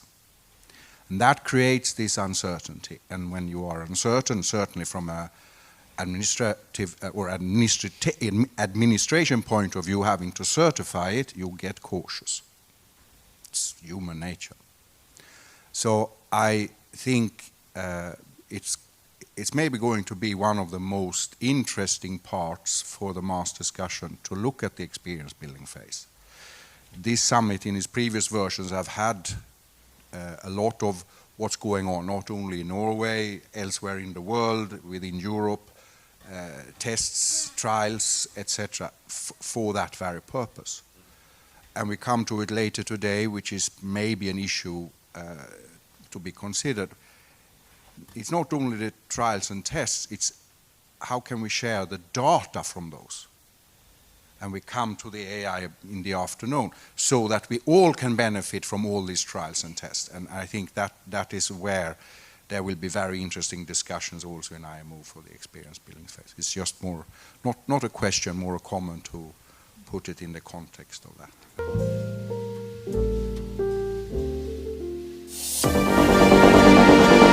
The first Autonomy and Sustainability Summit was organized by ENFAS and held in Oslo.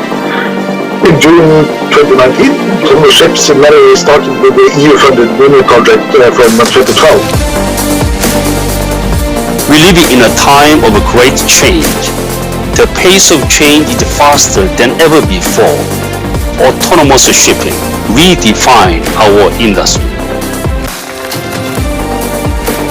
Technological progress will never be as slow as today. Main driver for innovation has always been regulation. That's when we start to talk about maritime autonomous surface ships and have a more holistic approach.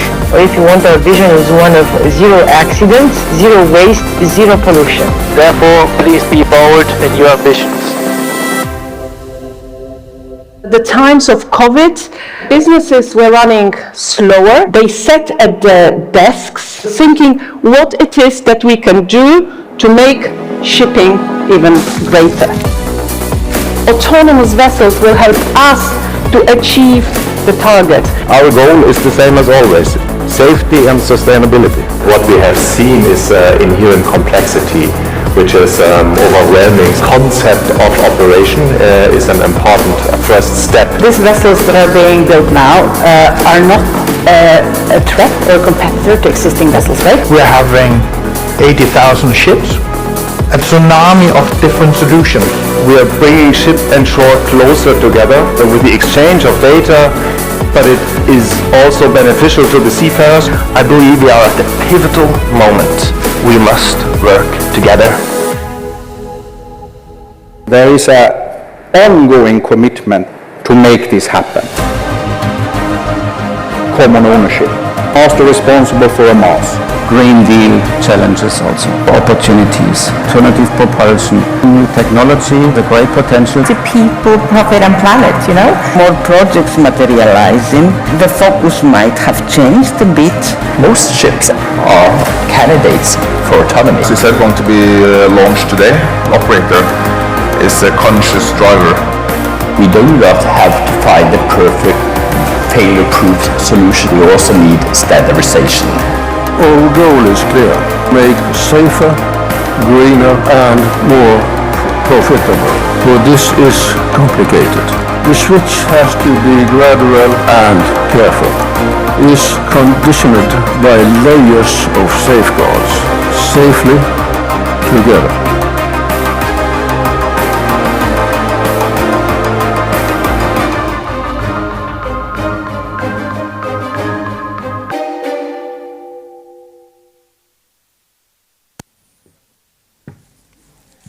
Yes, welcome back everyone to this next session, and I hope you all enjoyed your coffee. I had some interesting conversations. Before I hand over the floor to Ann-Margrethe Ryste, who will be the moderator for the next panel about developments in autonomous passenger and car ferries, I will first just have a few more of the Slido questions, so you can pull up your telephones. We have already touched on them a little bit, but I don't think everybody got a chance to vote. So now we can give our votes. And the first one is, for which type of ships do you think fully autonomous may become a viable option? So give you a few seconds here to give your vote.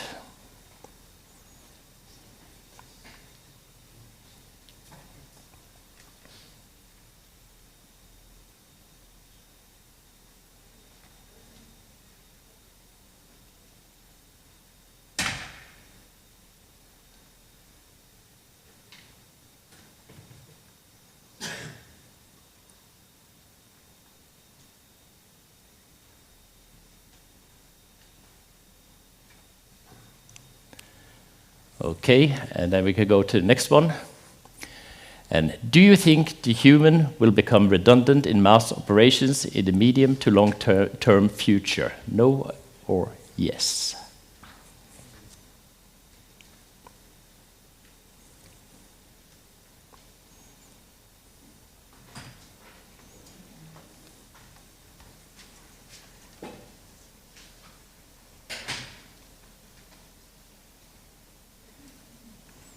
Some small changes, but maybe there have been some discussions now during the coffee break.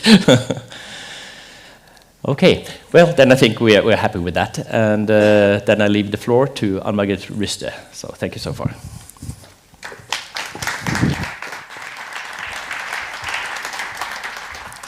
Thank you so much, Trond. It's good to be back, I have to say. So my name is Ann-Margrethe Ryste, and today I work with the digital maritime ocean space within Maritime Advisory and DNV. But for the last 7 years, I've been heavily involved with remote and autonomous operations. More on the technical development side, also pushing regulations.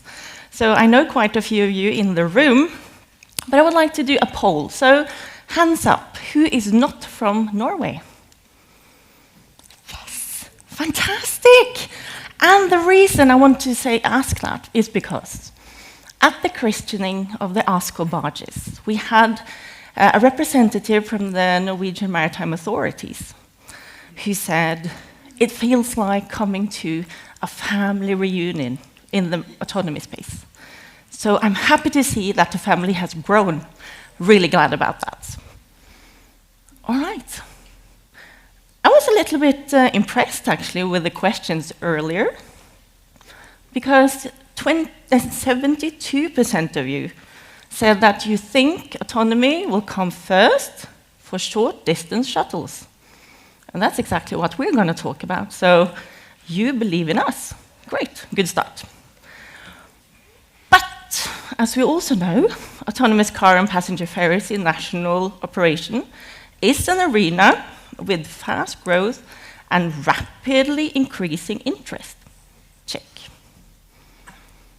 These are largely exempt from mass regulations as they are today. But they may have significant impact on that work, on the developments, even if IMO is explicitly excluding it from their work. But why is that? When we say they're going to have such an impact, what makes these vessels such a good testing ground for new and groundbreaking technology? And I'd also like to ask, where do we place the human aspect in all of this? Bjørg, you mentioned it. There's still people involved. They're just changing location. But what happens to them on the bridge? And as passengers? Well, luckily, I don't have to answer that. So with me today, I would like you to welcome on stage, first, Hjelmer De Lange. Come on. He's the head of exemptions from the Riksvårdstat. Secondly, let's have Erik Froste, CEO of the Swedish Road Ferries. And thirdly, Siv Remer Vangen, Managing Director, Norwegian Electric Systems. And fourth, Dag Hole, he's the Director of Ferry Management in the Norwegian Road Authorities. And last but not least, Erlend Solheim, Head of Green Energy in Boreal. Come on, guys.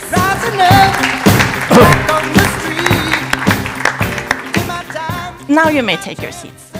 Are we missing a chair? Erik, you are one to light up. Thank you very much. Okay. Since we only have one handheld microphone, you will have to behave. But I have actually challenged them during the conversation to take the word and ask questions, debate, and challenge each other on stage. So that's also allowed, one at a time though. But let's start with something else. I would like to let us know a little bit more about yourself and what you do and how and why you are interested in ferry operations, autonomous ferry operations. So, Alan, would you like to start? Yes, thank you. Then you need this. And, thank you. Thank you for the invitation. My name is Alan Soram. I'm head of green energy in Boreal, in a transport company in Norwegian terms, a large transport company operating both buses, rails, and, for this instance, both ferries and fast ferries. We are about 3,000 employees in Norway, operating all over Norway. And we're currently working with two autonomous projects, one for ferries and one for fast ferries. The boat has the ambition of increasing both safety and the regularity in our operations. That's our aim, but we're not aiming for fully autonomous so far. That's for me. Thanks. All right, thank you. Dag, what about you? Why are you interested in autonomous ferries? Thank you. I represent the Norwegian Public Roads Administration. We are the biggest buyer of ferry services in Norway. Our top goals, two of our top goals, hits the mark quite good with autonomous ferries. It's that we should push new technology to get more efficient, and we want more value for our money. I believe that with autonomy, we can achieve both those goals. At the moment, we have one development contract with Fjord1, a large ferry company, with mostly all of the areas of ferry operation should be autonomized in some way. All right, leave us hanging. That's good. Siv, there you go. Thank you, Ann-Margret. So my name is Siv, and I'm the Managing Director at Norwegian Electric Systems. And we are a maritime supplier and an electric system integrator, focusing in three cores, which is energy power, automation, and navigation. And we are one of 4 sister companies under the HAV Group umbrella, and we're listed on the Euronext Stock Growth Exchange. We've been in this industry, I don't know, since end 90s, early 2000s, and have been a part of the development on the industry. But I would say we took a big leap after the electrification of the ferries. That's something that we've been highly involved in, which has been fun, electrifying a lot of ferries. And that brings me to the next question, why autonomy? And while I could say it's the market potential, I would say it's a good project with good people and good companies coming together, challenging each other, and also believing that they can actually make a change and make a difference. Cool. Erik, what about you? Thank you. My name is Erik Froste from the Swedish Road Ferries, which is part of the Swedish Transport Administration. So we are part of the big authority. We are running 70 ferries all over Sweden, double-ended road ferries, from the north front down to the south, and mainly in the Swedish east coast and west coast. And the automation is really a spin-off from the net zero goal. Net zero goal is a CO2 emission.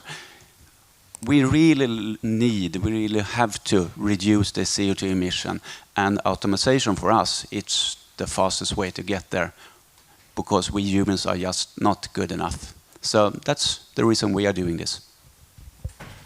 Yeah, thank you. I think this works. Hi, my name is Jelmer de Lange. I'm from the Netherlands. I work for the Dutch Ministry of Infrastructure and Water Management, for Rijkswaterstaat to be precise, which is the authority on our national waterways and highways. And I lead the committee that assesses the exemptions or permits that we hand out for autonomous or automated ships. And well, as you may know, in the Netherlands, there's a lot of water, a lot of people. So ferries are also, definitely having interest in the potential of autonomy within our country as well. Cool. And I would like to continue with you, Jelmer, because you are head of exemptions, right? Yep. All right. Good. We're on the right track. But you told me actually that people are the most precious cargo we have. So how does that tie together? Why are we even talking about autonomous passenger and car ferries? Yeah. Well, that's a good question, I think. And I think everybody agrees that transferring people is definitely something that we should at all times do as safe as possible. It's not only about safety; it's also about public acceptance for AI or new technology, which is, I think, growing, but it's growing slowly, and incidents may also cause that the public acceptance is gone, and the new industry could be killed due to that.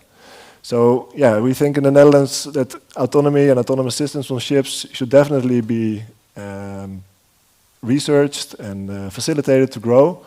But on passenger ferries, well, we think it's the last part of the maritime industry in which we should experiment or take more risks than we do at the moment. Cool.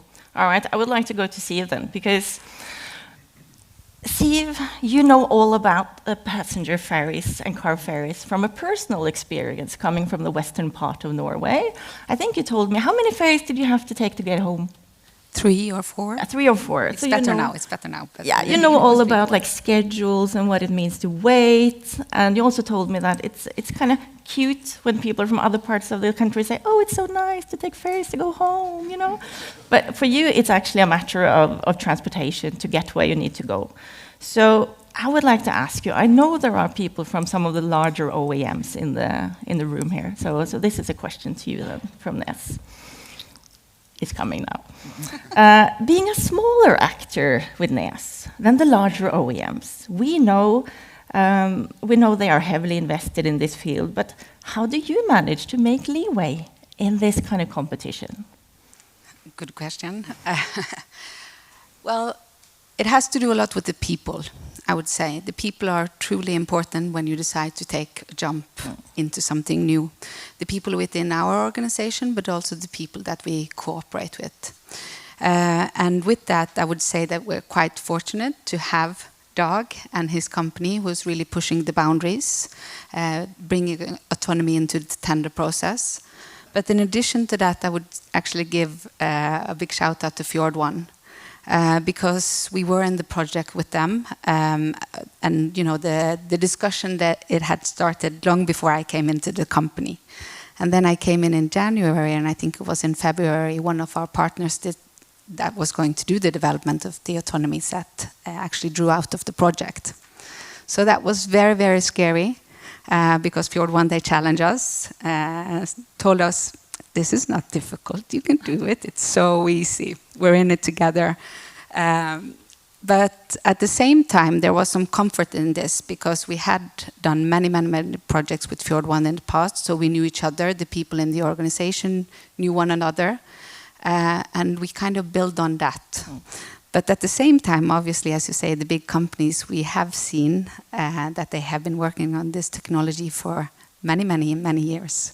So, but I don't know, it's just to have, the right amount of push from owners who believe in us and have the confidence, but also obviously Dag and his organization play a vital part as well. All right, so like Yelme, you also bring up the human element and the passengers and all of that. I think that's important to keep in that. And also, as you said, the less you know, the more confident you are. So I think it's been a good journey for many people in this audience. And let's just face it, innovation doesn't happen when you know all the risks, right? You have to start somewhere. So that brings me to you, Dag. Because you represent a part with a very clearly stated innovation focus. And I'd like to know, what is your role in driving innovation and why is this important to you?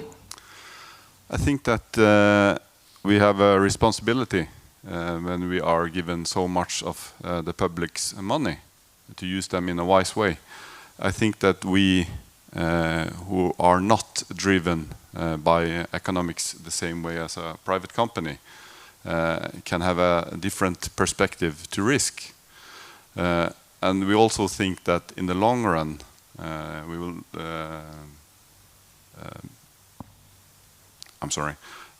will spend less in the long run when we are using the new technology. And if we help the companies who develop the technology to use it, we say that we think this is our goal, and we talk to the experts in the private sector. They can help us make our goals more precise, and we can go for that together. And you actually have some experience in that, because autonomy is not the first innovation driver you've been pushing. It's the third time we are doing this. The first development contract was on electric ferries, and we had done it in hydrogen, and now we're doing it in autonomy. All right, so you have some experience. I'm really happy to hear that, because that also affects you, Alan. The terms autonomous and uncrewed, we heard about that in the first panel, you know, USVs, uncrewed vessels.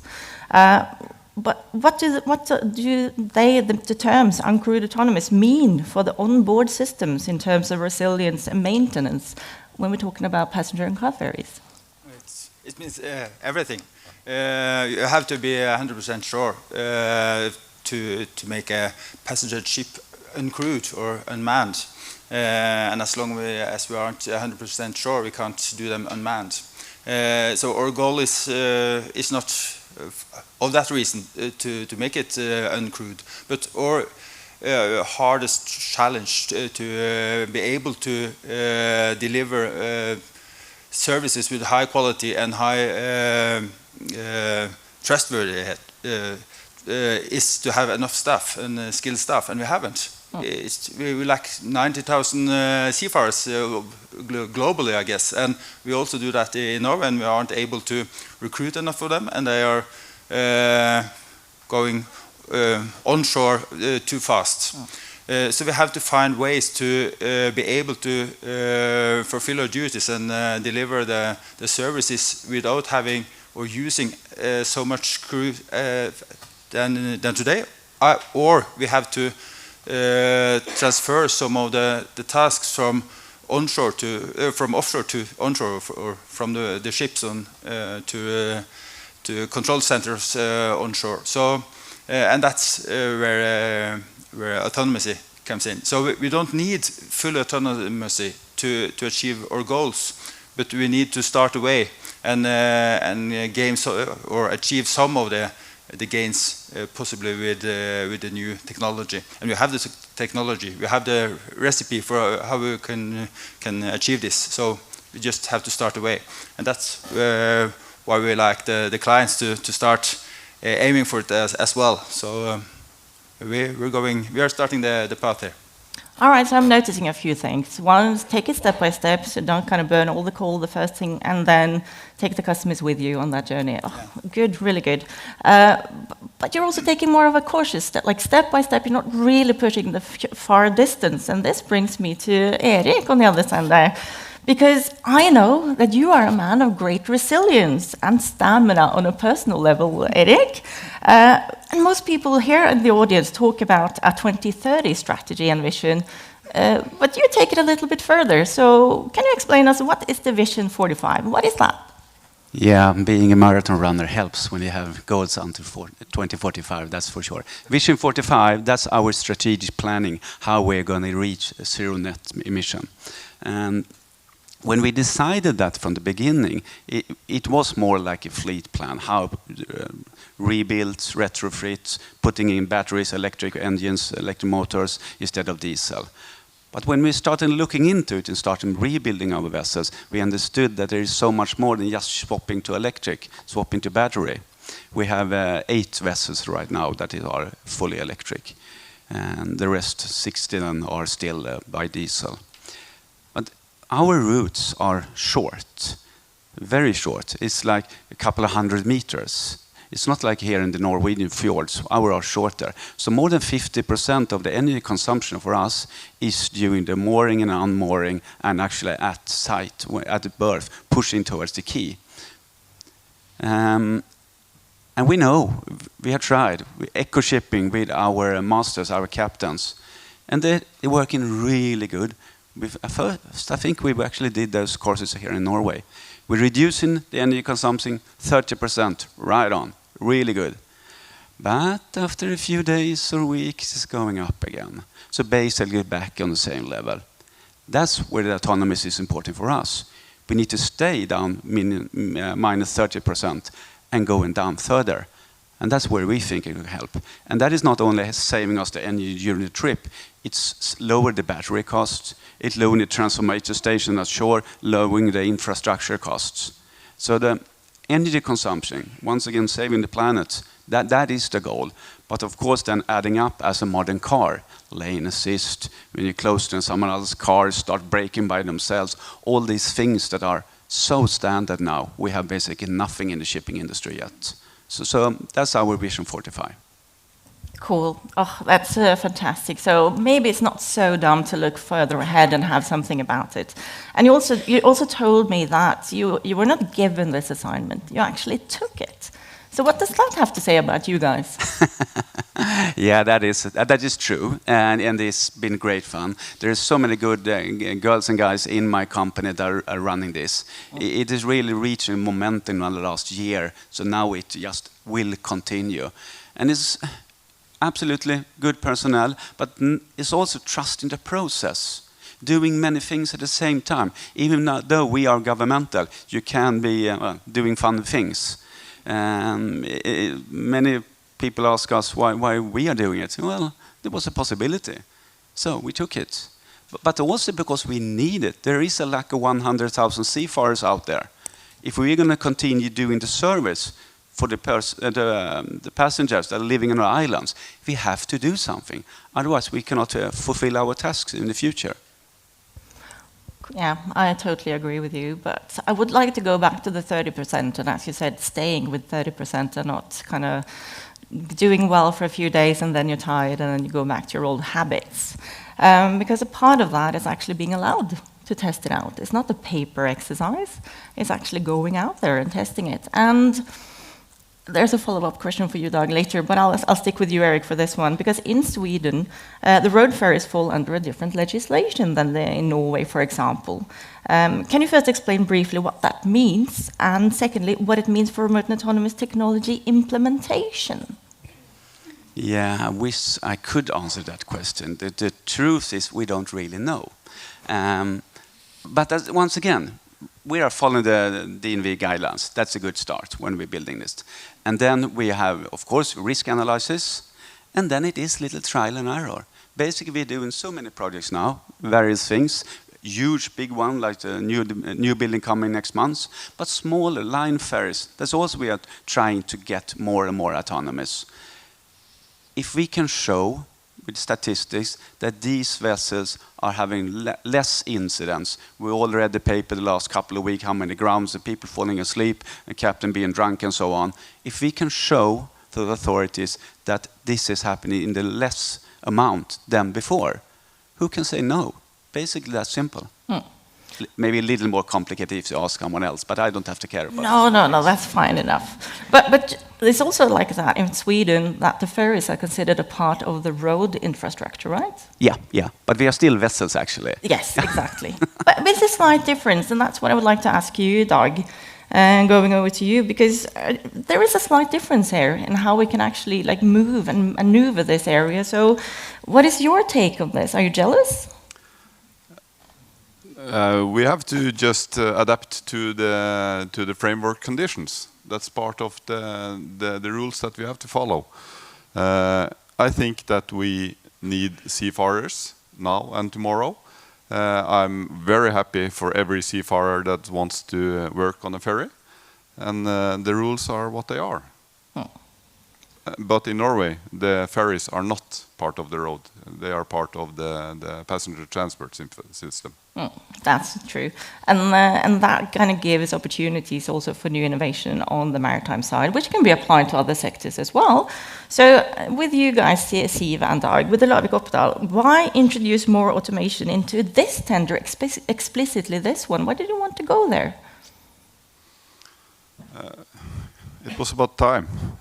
We had done climate change on the ferries. We had done electricity. We had done hydrogen. We are always looking for what can the next development step be. It was autonomy.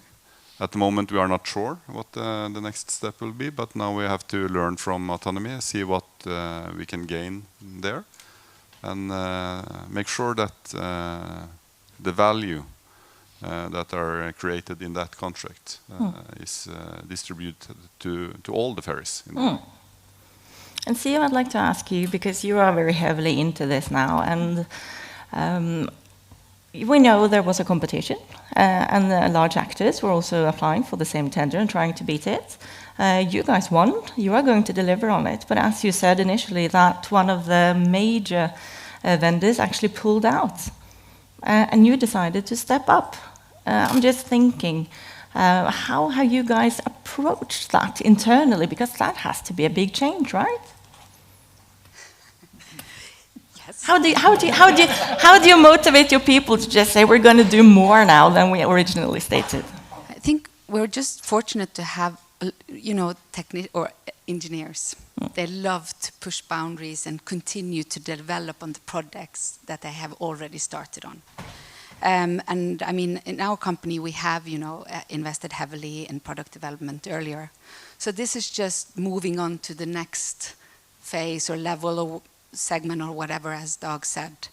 But I would say actually that maybe I was the one holding back, and the people further down the organization and around me, and especially on the owner side, were pushing for this to happen and actually believing that this is indeed possible. But all in all, we're talking here about seafarers. Can be challenging to have enough of them, but also engineers, with the right background. To be able to succeed with this project, you need to have the right set of people in your organization, and you need to be able also to find other companies that you can cooperate with, because you're not doing it all by yourself. You need to, know the value chain. Who has the technology? Shall we do it, or shall we purchase it from someone else? And do we share the same goal, and all of these things? So for us, I think it's to map out what shall we do ourselves, who can we cooperate with, and where can we also get the knowledge that we need to deliver on the product and the project. But as you mentioned, one of the big vendors, they pulled out. Luckily, a few of those people who were in that company really wanted to deliver on the vision, so they actually came on board with us. So I would say that we're in a fortunate state, and the team is working very well together, but also working extremely well together with the owners. So it's a big teamwork. Oh, I think you're spot on. It's the teamwork, and just hearing people actually changing companies because they believe in the vision. Oh, that's kind of strong. So autonomy is a driver also for motivating people. Nice. So yeah, go ahead. Interesting aspect. We're talking here about advanced technology. That's the main topic due to autonomy. But we all say it's about people. Mm-hmm. So we won't be without the need of people, no matter how much we automate and how much we do the be able to deliver advanced services. We will still be needing people. So that's at least a moment to... I'm just wondering what happens to the business case then, Alan? Are we duplicating efforts, or are we moving efforts?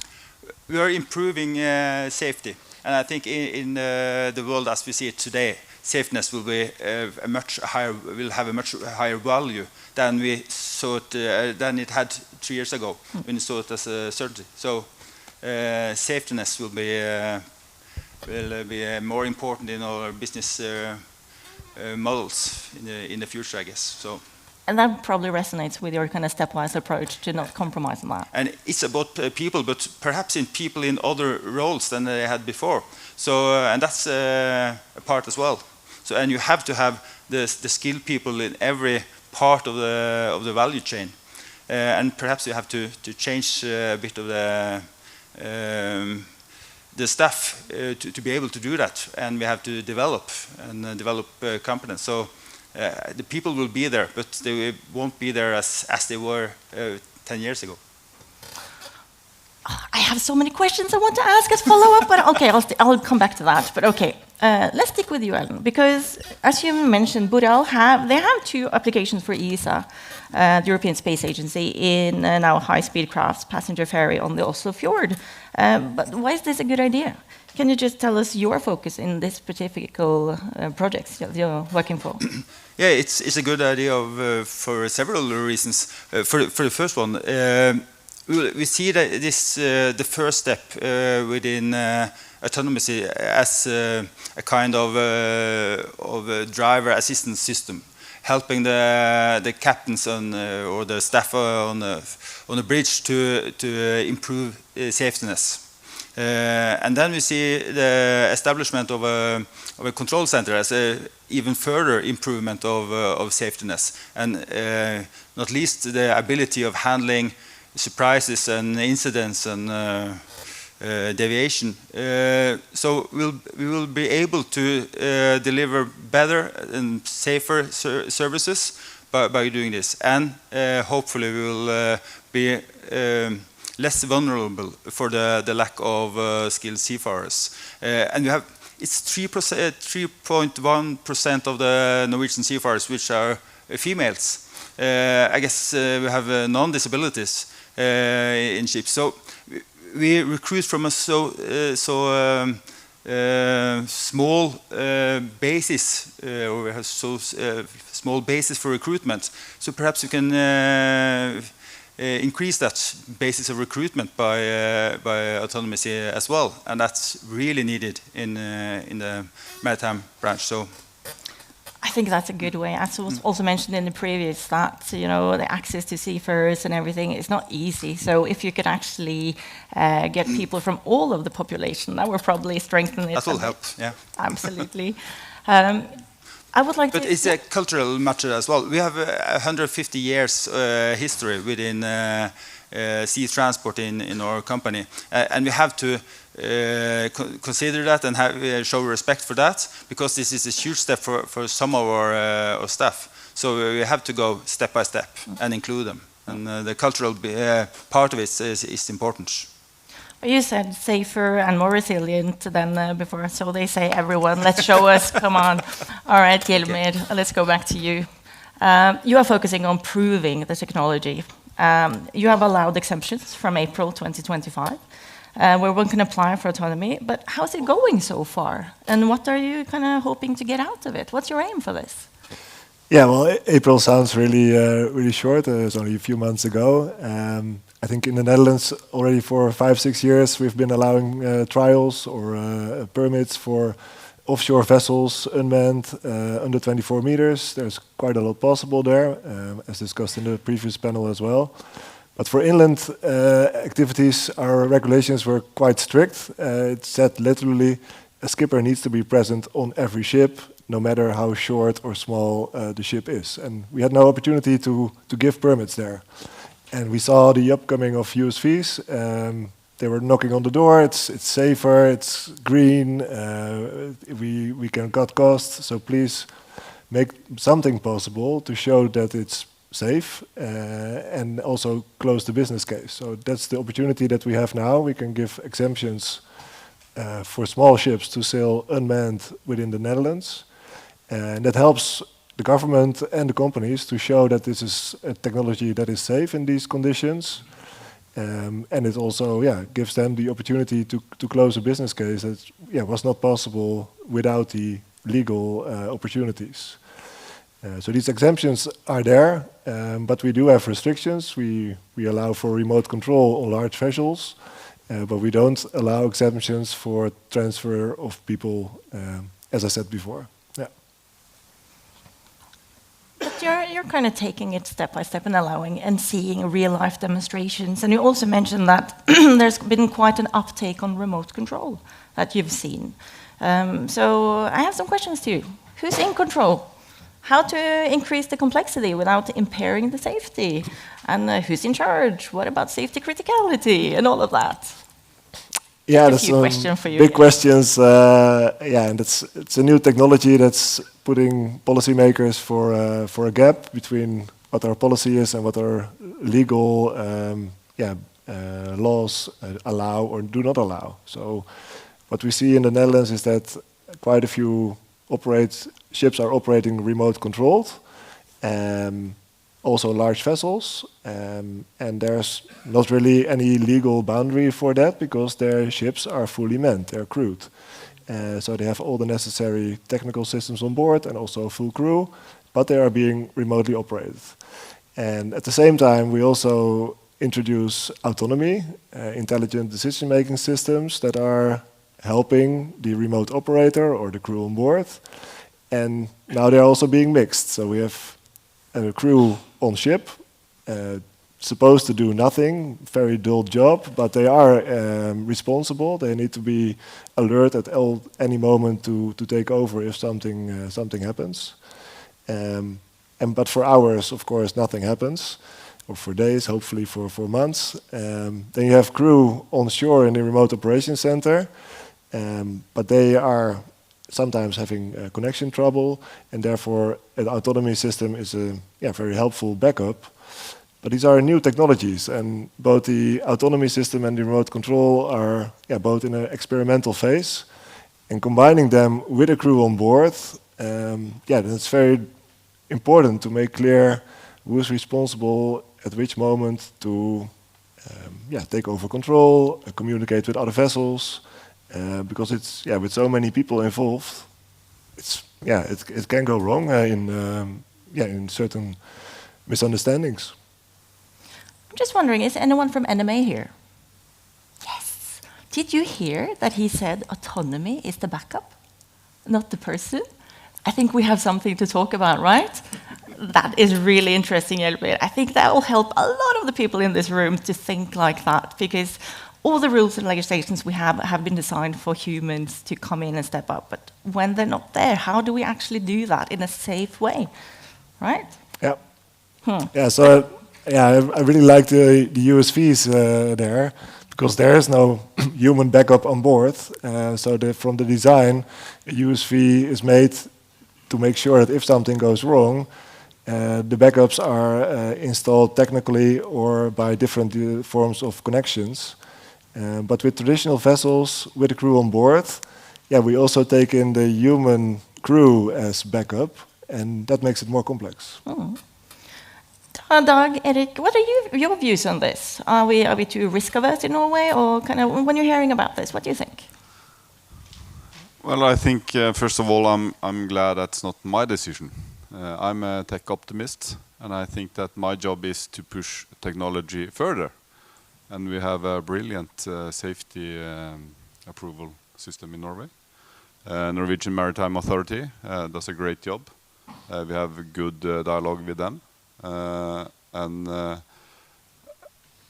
As a master of law, I'm not an engineer, and I don't think I have the knowledge to know what's sensible and not. So I have to push forward, and someone else has to tell me that this is not a good idea.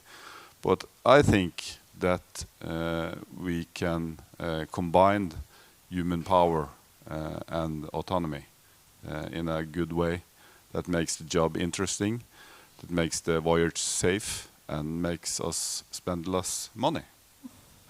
What about you, Erik? How are you guiding your decisions on what's safe or not? I mean, it's similar. I mean, the new buildings coming up now, I mean, they are a normal yellow double-ended road ferry with all the things that normal vessel has. But then, of course, we added up with autonomous systems. And that is how we will build the safety case with the personnel on board, the crew on board, 2 persons. And then after 1 or 2 years, we can prove to the authority that everything is safe, everything works perfect. Then we can reduce from 2 to 1, and then later on, maybe reduce to 0 in the night time when there's very few passengers, step by step going there.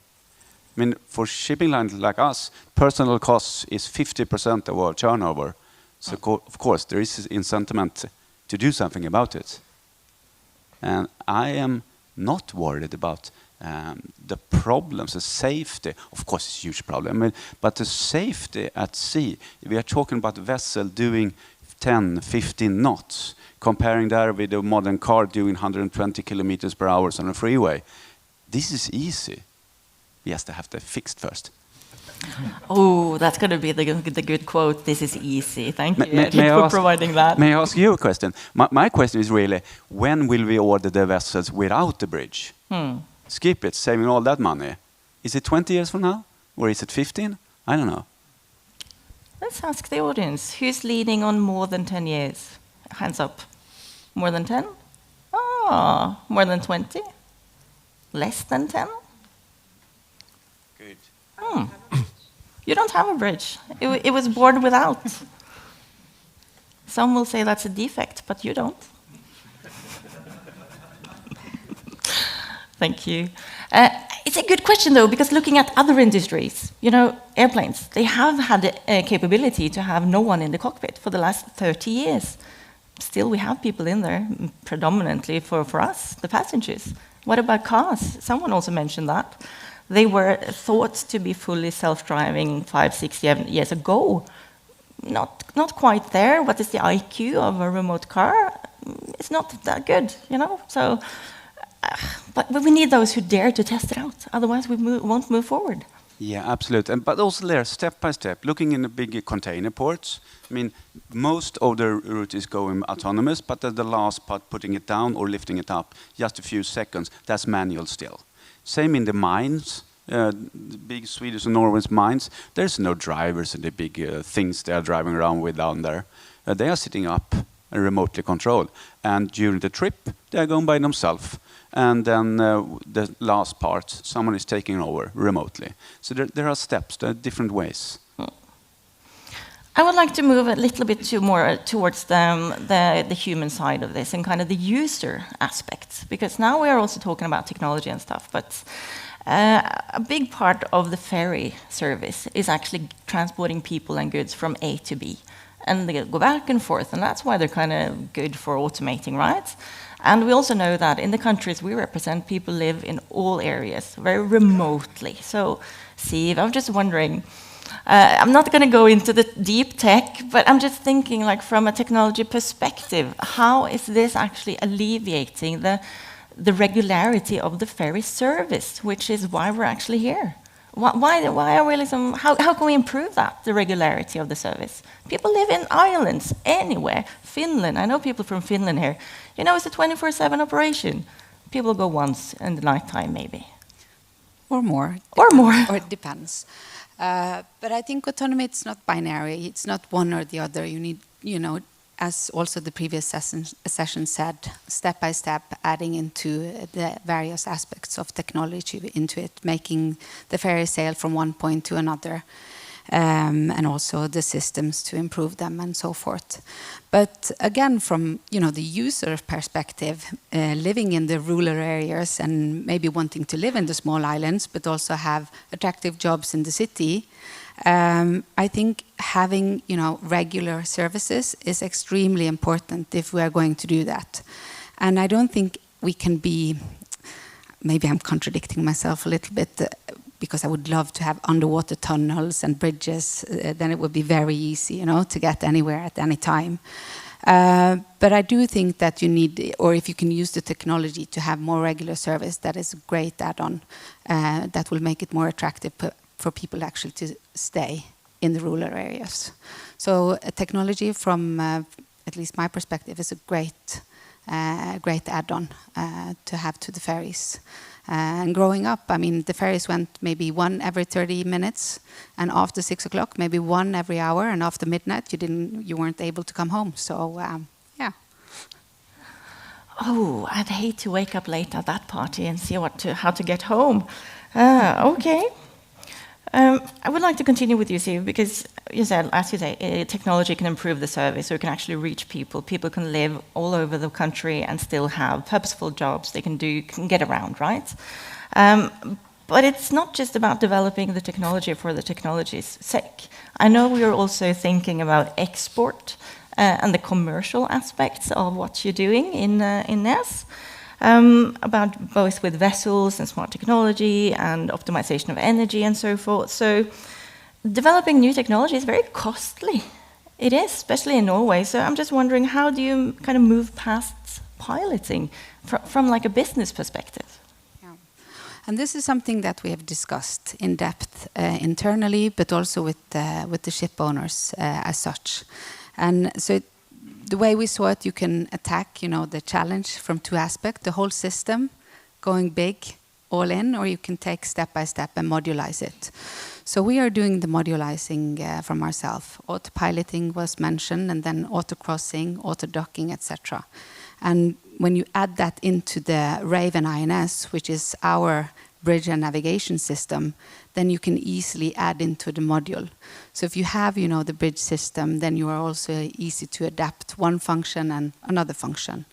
And obviously the Fjord one, who we have 15 to 20 projects with, it's also in their interest to be able to take this not only as a pilot case, but to able to have modularized system that they can introduce on their other ferries.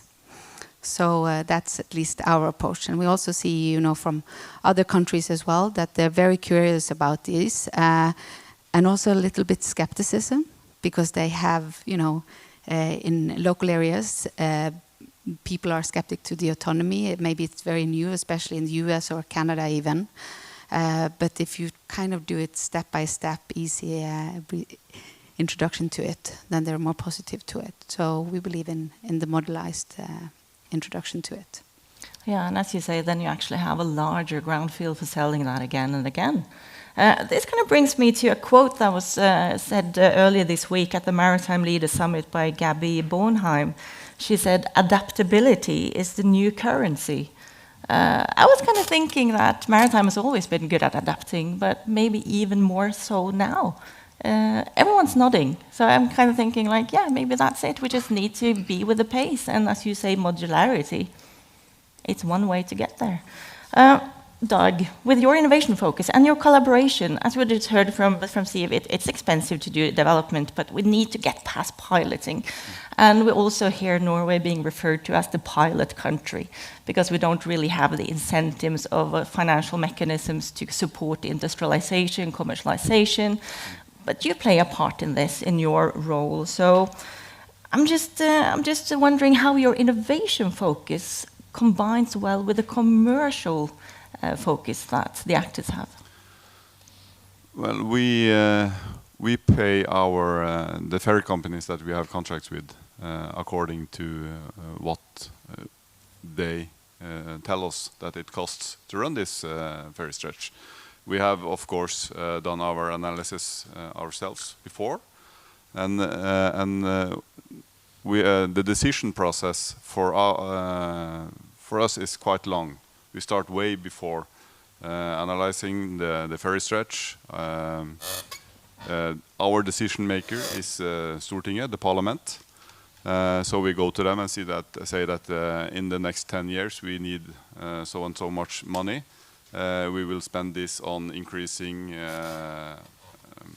opening time for the ferries, the number of crossings they have, the size of the ferries, and also we tell them that we want to push technology on this and this ferry stretch the next 10 years or 15 years or whatever.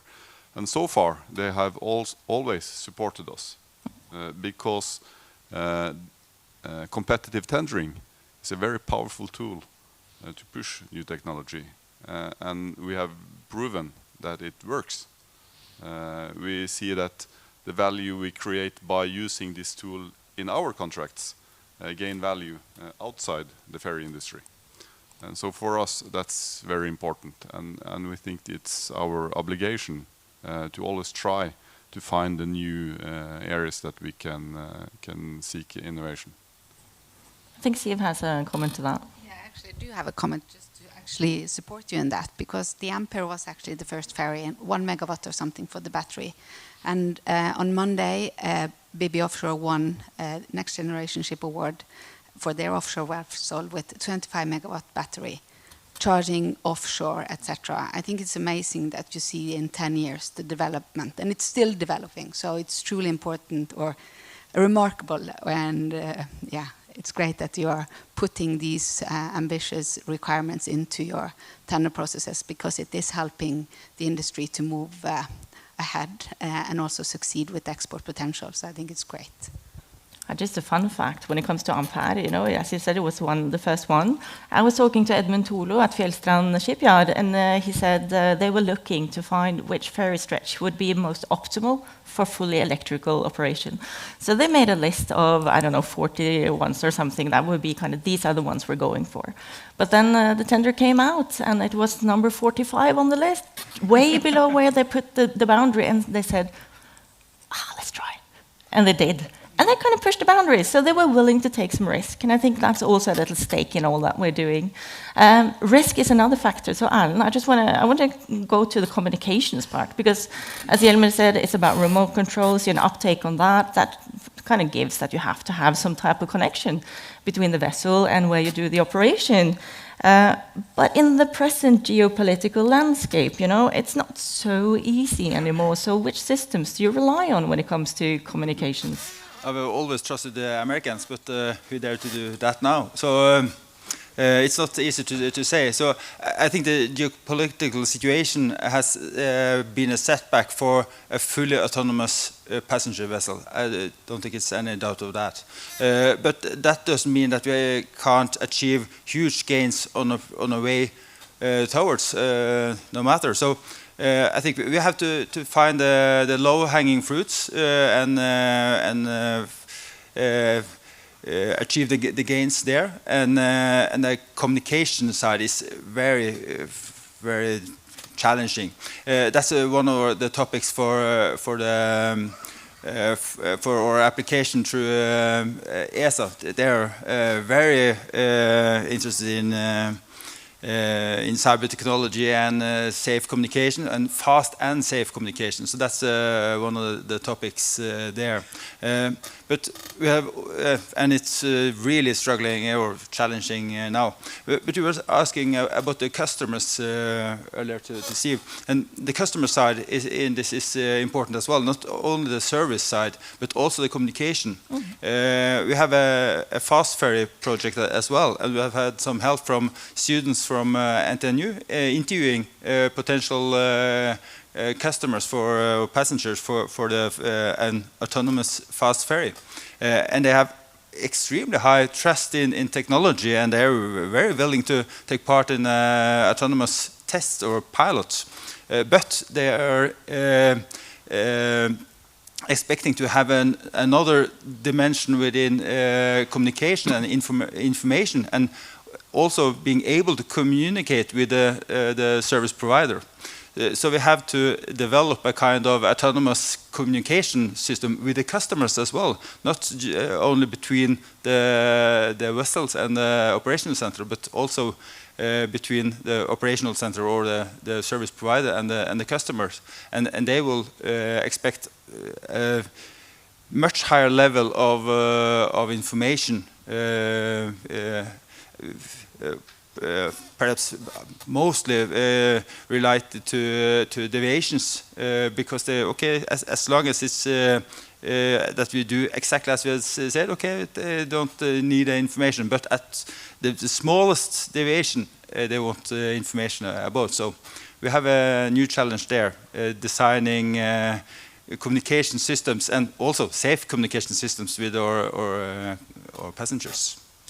Yeah, so I'm just thinking, when you are designing your systems, how are you catering to when you lose connectivity? I'm not saying if, I'm saying when. Yeah. How do you manage that? We have to have redundancy with several systems, but the question is, do we dare to rely on any of them? Perhaps we will have to have several going on together at the same time, and just see if several of them are saying the same, perhaps it's the correct answer. So it's really hard. And, everything is attackable. You said that everyone is attackable. Yeah, you said. Everyone and everything. Yeah. So you're not really safe playing with any actor at the moment. No. Does that give kind of room for Europe to come up in the communications area, or? Of course, and it's a fantastic room for Europe now and the European actors. So. I think that's trigger ESA as well.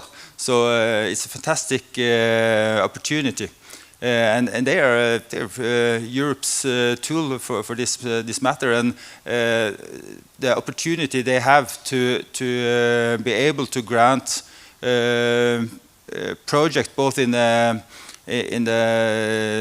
air level and the sea level, not only in the space level. It's fantastic. So. I want to do an audience poll, because we're talking about connectivity, safe communications, remote control, autonomous operations. this is a big debate in the company I come from, DNV. Is it a connectivity a safety critical system for autonomous ships or not? If you mean yes, raise your hand. Okay. If you mean no, raise a hand. Okay, so it's still under discussion. Good. We need some really sound, good arguments to make this happen. We don't know yet. And when we have kind of the statement that autonomy is the fallback, maybe we are onto something. I'm not going to say which camp I am in. I think that's obvious. But we have thought that Starlink was a safe one, but do we dare to think that now? Do they have an off button?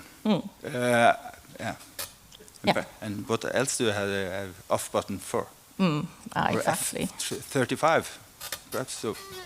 Yeah, as you say now, in that kind of unrest we are tackling at the moment, new questions come up, and we start to look at it with new eyes. Yeah. I would like to kind of go into a more open type of question. So now you guys, you can discuss among each other, you can challenge each other as much as you want.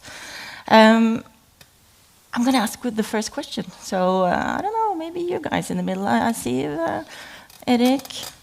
What are the main business cases for autonomous, remote and autonomous passenger and car ferries? I hear a lot about people and maybe duplicating people for a time. The main business case, it is really maintaining the service. We have these elderly people living out on the islands, and there's less and less people there that can help her. So when she's 88 or whatever, she needs help once or twice per day from the elderly care. Someone clean the house, making sure she's taking her pills. Unfortunately, she's getting older. She gets worse. She needs service taken care of also in the night time. And that means, because we don't have money enough to drive our vessels on the night time, so the last couple of years of her life, she have to go ashore, living in an elder home in downtown, some boring apartment instead. That is the main goal, making her so she can stay where she wants to stay as long as possible. And without automation, we will not manage, because there's no sailors, there's not money enough. So that's our goal. Any other comments to that?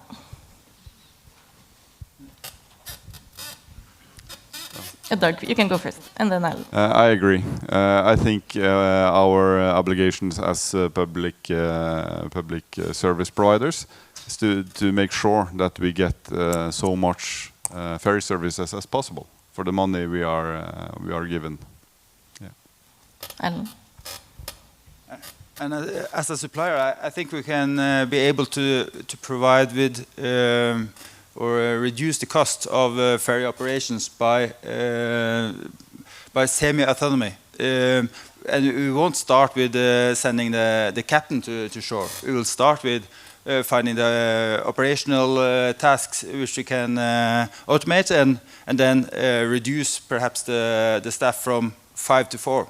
We have 60 ferries and fast ferries here in Norway. If you can reduce every vessel with one person, we can establish a control center on shore with perhaps 10, 20 persons, and we have reduced the amount with 40 persons, which we have very hard to recruit. So we can reduce the cost and reduce the vulnerability due to the staff, but we will have a period with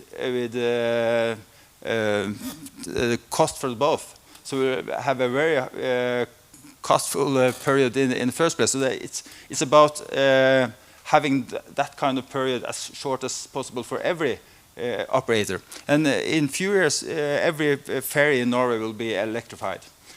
So all of the operators will be in the same boat, and we will have to establish these kinds of control center. So at that time we have to have the common legislation and ability to reduce the vessels with one person or one function up. And transferring that role to the control center, I guess. Then you can reduce your costs. I think Steve has a comment to that as well. Yeah, well, I just agree with and everything you said, Eric. But in addition to that, being a technology provider in this, obviously there is a huge potential in the ferries, and it's, I'm not going to say it's easy, but it's from A to B, right? So you can kind of do the math. But what we also see is the potential in other ship segments, where they are struggling to cut their emissions. And what we have talked with many of the ship owners in the short sea cargo segment is how can you use data or part or semi-autonomy to actually operate or navigate the vessel in a smarter or better manner. And with that, obviously, reduce emission, but also reduce maintenance costs and wear and tear and what have you not, right? We have been given examples about 2 vessels sailing from the same port at the same day, going to the other port, One day, one captain has ETA in 2 days and the other one has 4 days, completely different numbers. So if you can use, what we are looking at now and also develop it into other ship segments and, get the emissions down, I think, that's extremely good from a technology provider side, I would say. Erik would like to continue on that. Thank you. Interesting thoughts. Also, now one other thing with the autonomous is, even if we can't take the captain ashore day one, maybe we can quite soon reduce the demands on the skills. It doesn't have to be a master mariner anymore. Maybe it can be only a class 6 or something like that. Because the vessel is going on by himself. But yeah, maybe we need someone on board for the safety, evacuation, and so on and so on.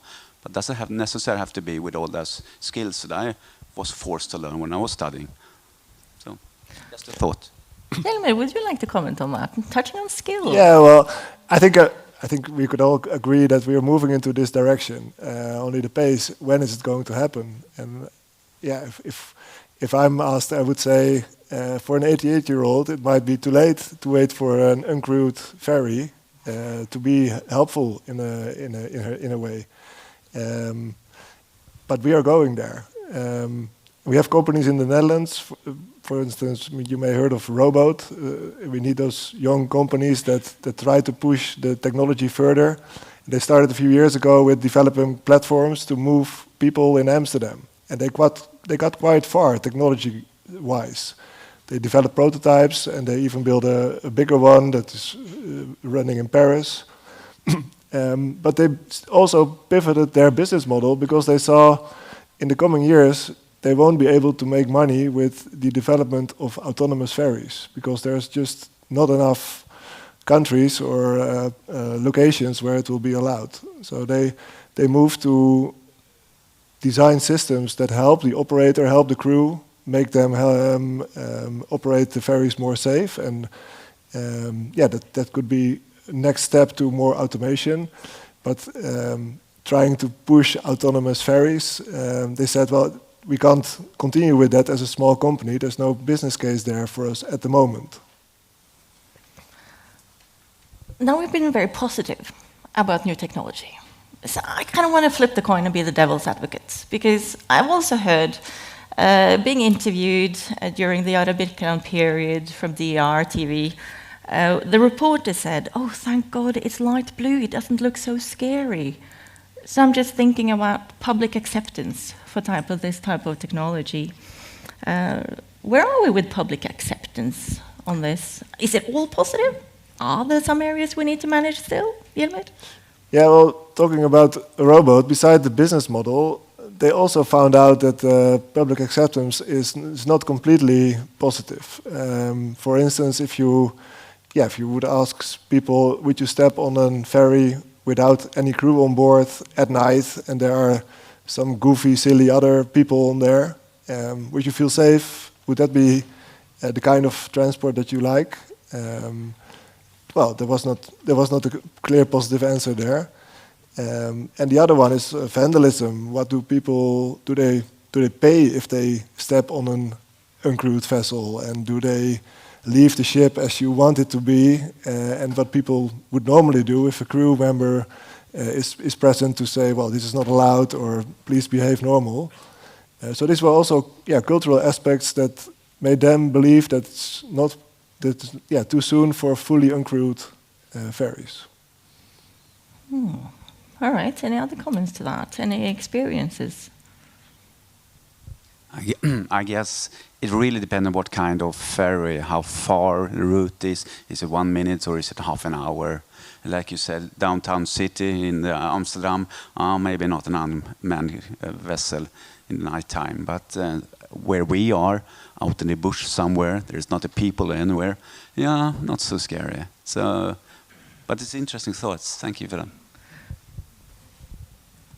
Yeah, I'm interested because the word vandalism is kind of the first I've actually heard. I know it's been a discussion for other more like urban mobility types of like hike and others, but yeah, okay, I think that's like, it's not the technology we're afraid of, it's actually other passengers. Okay, thanks.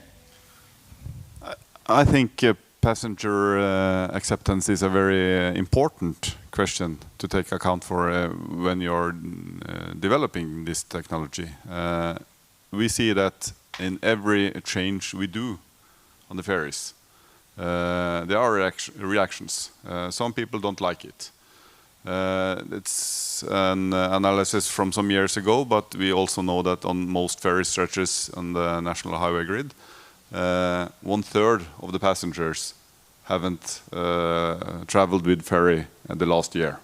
So they are unfamiliar with what to do.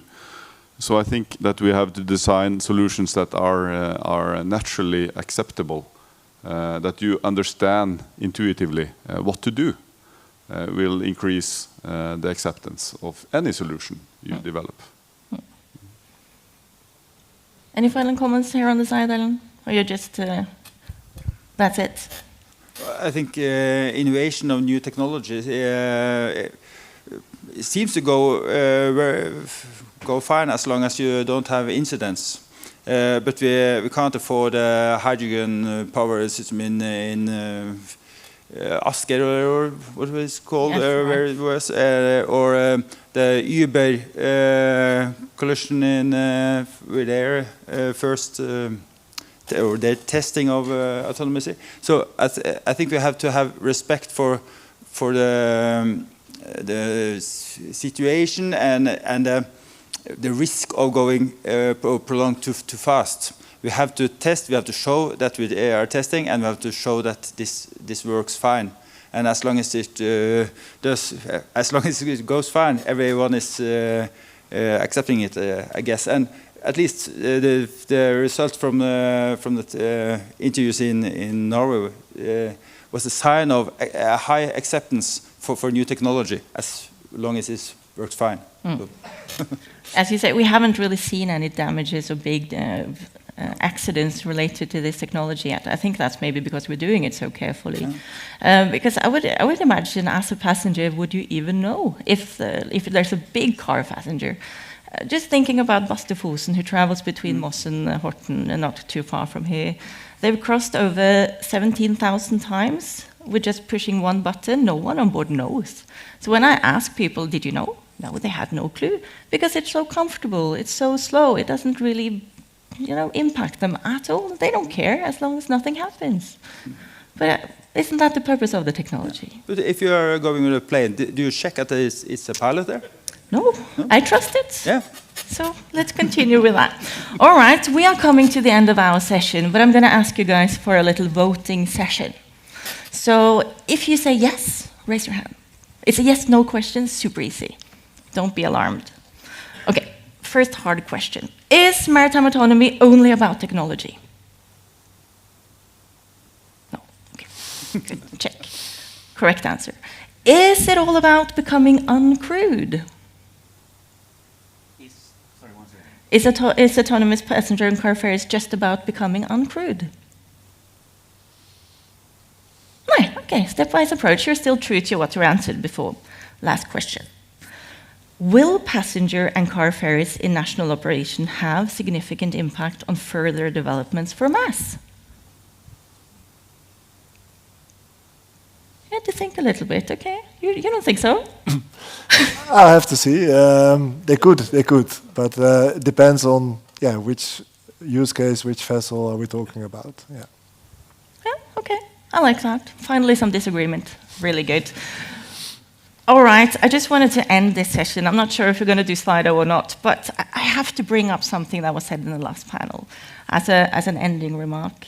I think it was Vegard who said it. It used to be the 3Ds, dull, dangerous, and dirty, right? And then we swapped to the 2Ds with digitalization and decarbonization. And now the third D is coming back with danger. I think that is something that all up here in the panel and the previous and the next coming to AI needs to be mindful of. So now it's back to 3Ds. Let's see what happens. Thank you so much. Huh? Everyone? Yes. Come on. Oh, hey!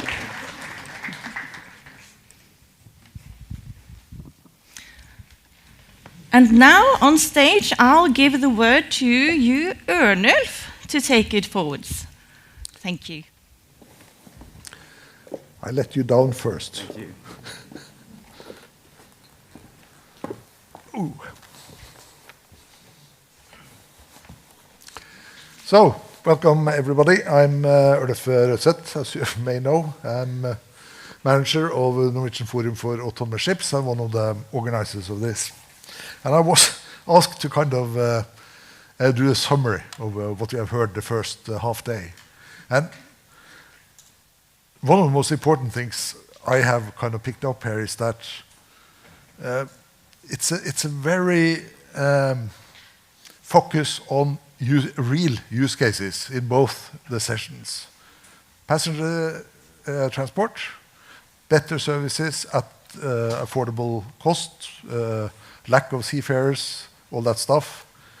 The USVs, fantastic reduction in both cost and emissions and so on and so forth. Very good use cases which are driving real innovation in my opinion. A few other things that I think is important and comes up in both cases is keep it simple and do it gradually. Don't over kind of invest in advanced technology at once. And not the least, keep the human in the loop and cooperate also with the sailors and even with the industry people. And particularly, I like this idea of cooperation between the service buyer and the provider of automation and the ship owner that we saw in the last session, which I'm actually thinking is also very important for what we will see in the future in terms of autonomous ships.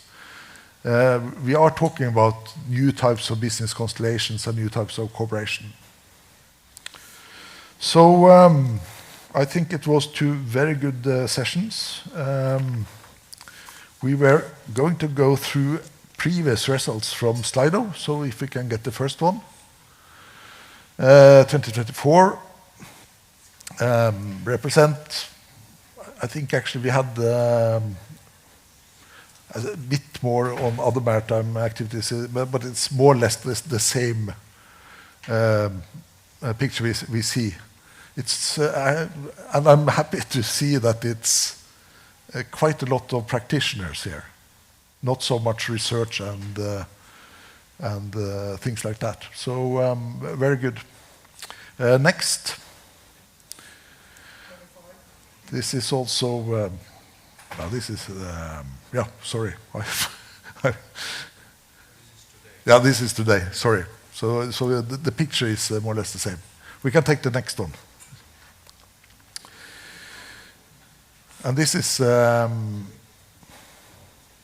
we are, 24, after 2024. I think it was a bit more positive this time. Showing going down 5 years, which I find quite interesting and encouraging. And in a sense, I think this proves this idea that we are on this traditional hype curve. I think that the interest has remained quite constant and increasing a bit slower than we see in other types of hype industries. And even here we see that yeah, expectations are actually that it will go a bit faster than last year. Next.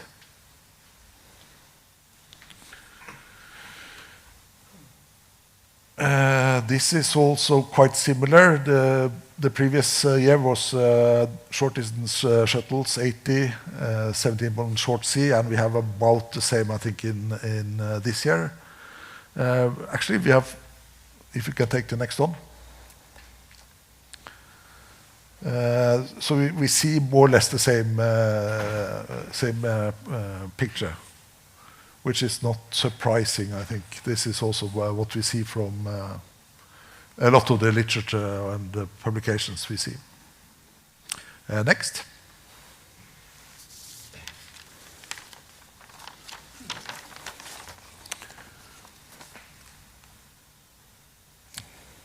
Here we have got passengers into the list, which is not surprising, I think, given the focus we have on passenger transport. And I think also that's also why we included passengers in this year's proceedings, because we see that there is a growing interest in at least using higher degrees of automation and partly autonomy in this segment. But still, cargo is the main one.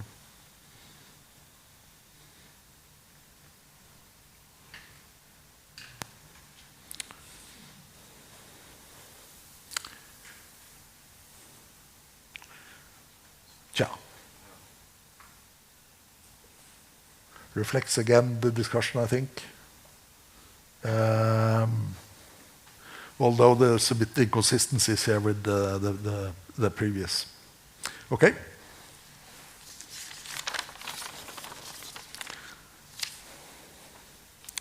Next. Then we have these questions will come after the lunch break. But this was the impact on mass code, on the development in IMO, to have a deployment on mass. Medium was last year's response to this, so we'll see next session what people will say there. Next one.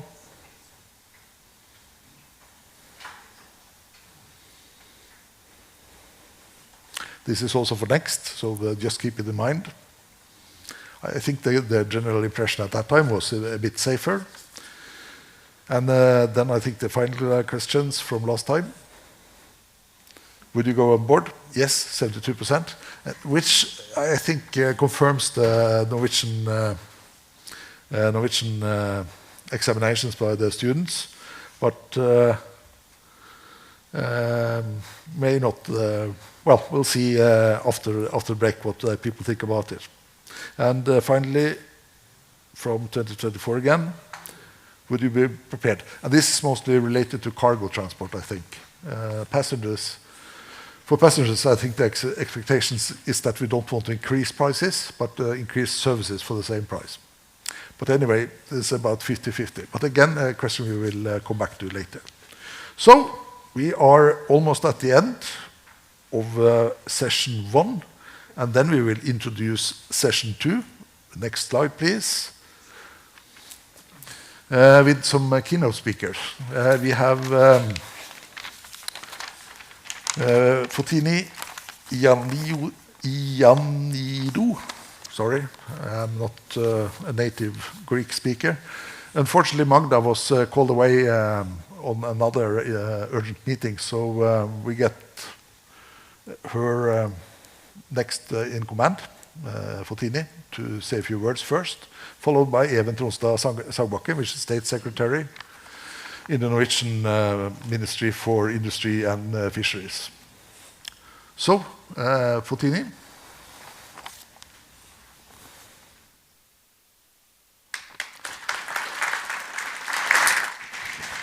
Thank you very much.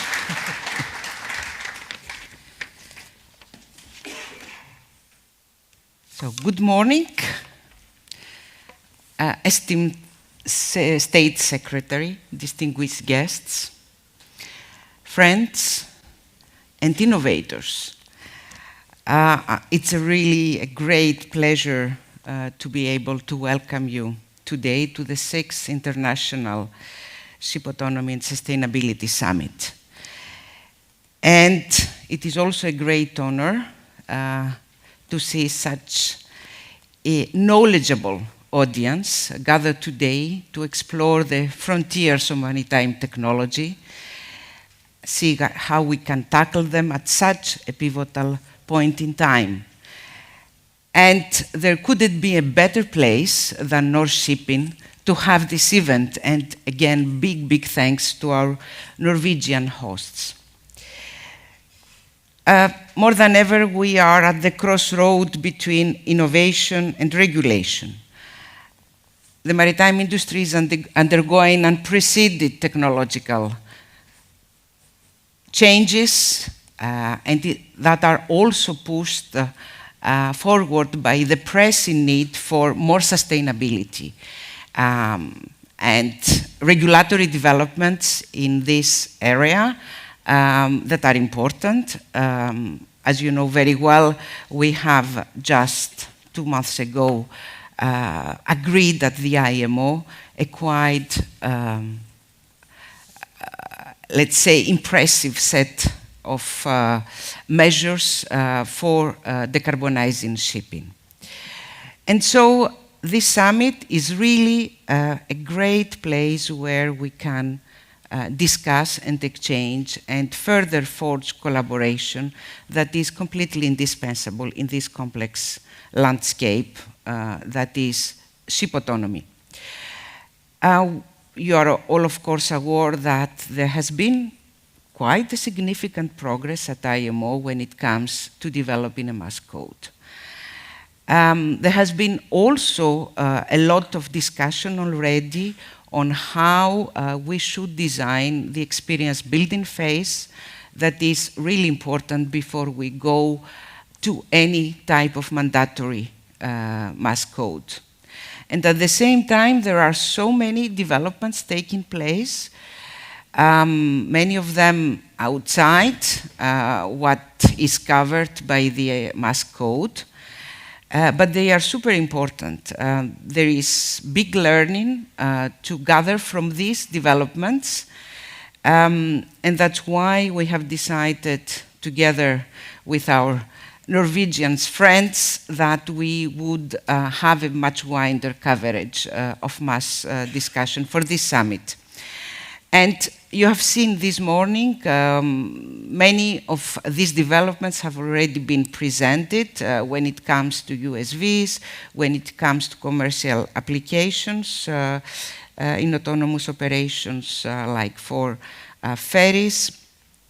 All these are areas that are a big source of inspiration and of interest on how we should be going ahead. Now, for the afternoon, we are going to focus more on aspects that are more classical, but not less interesting or challenging, and in particular on the questions of artificial intelligence and machine learning. These are key areas, these are key technologies we need to tackle properly in order to push mass forward. And as we all know, AI is raising a huge interest in the society, but when it comes to generally, but also specifically for this sector, it does raises a number of challenges when it comes to safety and regulatory compliance. We need to be able to make sure that we harness AI in a way that is reliable for the operations and in line with international regulations.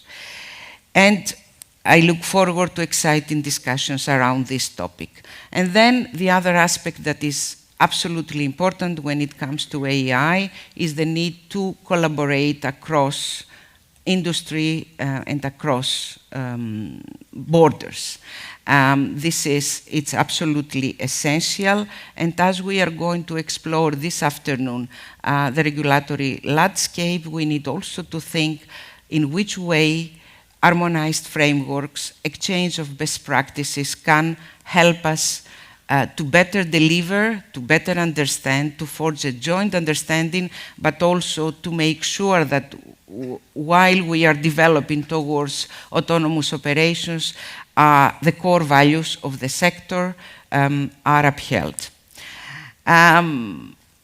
our joint co-organizing for many, many years now of this summit together with ENFAS and with the support of Norway and the European Commission is a very good example in case, I would say a model, that we need to follow. All collaboration should be done in that spirit, including when it comes to IMO. When we address complex subjects, we need to work more closely together in order to be able to really position ourselves for the future. Now, as the European Commission, we have done our bit. We are continuing to do our bit in order to force this commitment under, as you know very well, under the Horizon program of the research program run by the European Commission. We have funded several projects like Autoship, like Aegis. We are funding an ongoing project called Seamless, and all these projects are trying to develop realistic operational scenarios for automation. And it's clear that these are also giving quite an important input for all the discussions we are having in this subject. Another thing I'd like to mention here is that we have been working with our European Maritime Safety Agency in order to create a specialized risk assessment methodology called AIRBAT. And this methodology is there to assess the risks of autonomous solutions. And this is an important element we are bringing into the table, an important element in order also to develop a common understanding and ultimately allow flag states to approve autonomous operations, allowing to build trust and thus enhance also safety of operations. We are also envisaging that this framework could be, let's say, the cornerstone or a kernel for possibly mutual recognition inside the EU for autonomous operations. But of course, and it has been said and repeated very much, we need to also tackle properly the questions of human element. And that is why we are also engaging as Commission, together with our partners, very actively at the IMO in order to update seafarers' curricula when it comes to more automated and autonomous operations. A last thing I'd like to mention that is important from our perspective is that we see these operations as being part of the big logistics chain. In fact, they need to be completely integrated in a seamless way in order to make sure that we have both efficiency, sustainability, and resilience. And this is the way we can also satisfy the needs of the European society, of the citizens. It needs to be done this way for all types of operations, including passenger operations, cargo operations, and of course, not to forget inland waterways. That is also an important part of the picture. And we in the European Commission, as part of our transport strategy, we are very much committed to support maritime innovations that are safe, secure, and sustainable. And this is part of the mission of my Directorate General, DG Move, clearly, and these are the areas we are going to really push, including in our upcoming industrial maritime strategy that we are going to deliver by the end of this year, beginning of the year, that is going to look at the competitiveness aspect of our whole waterborne cluster, including shipbuilding and shipping. I'd like to close my speech here by saying, first of all, a big thank you to the organizers for the very interesting, agenda they have put in place for today's event. And I would like to say a big thank you to all of you for your commitment and dedication to explore this complex subject. I'm looking forward to listen to your insights, and I'll come back for the closing. Thank you very much.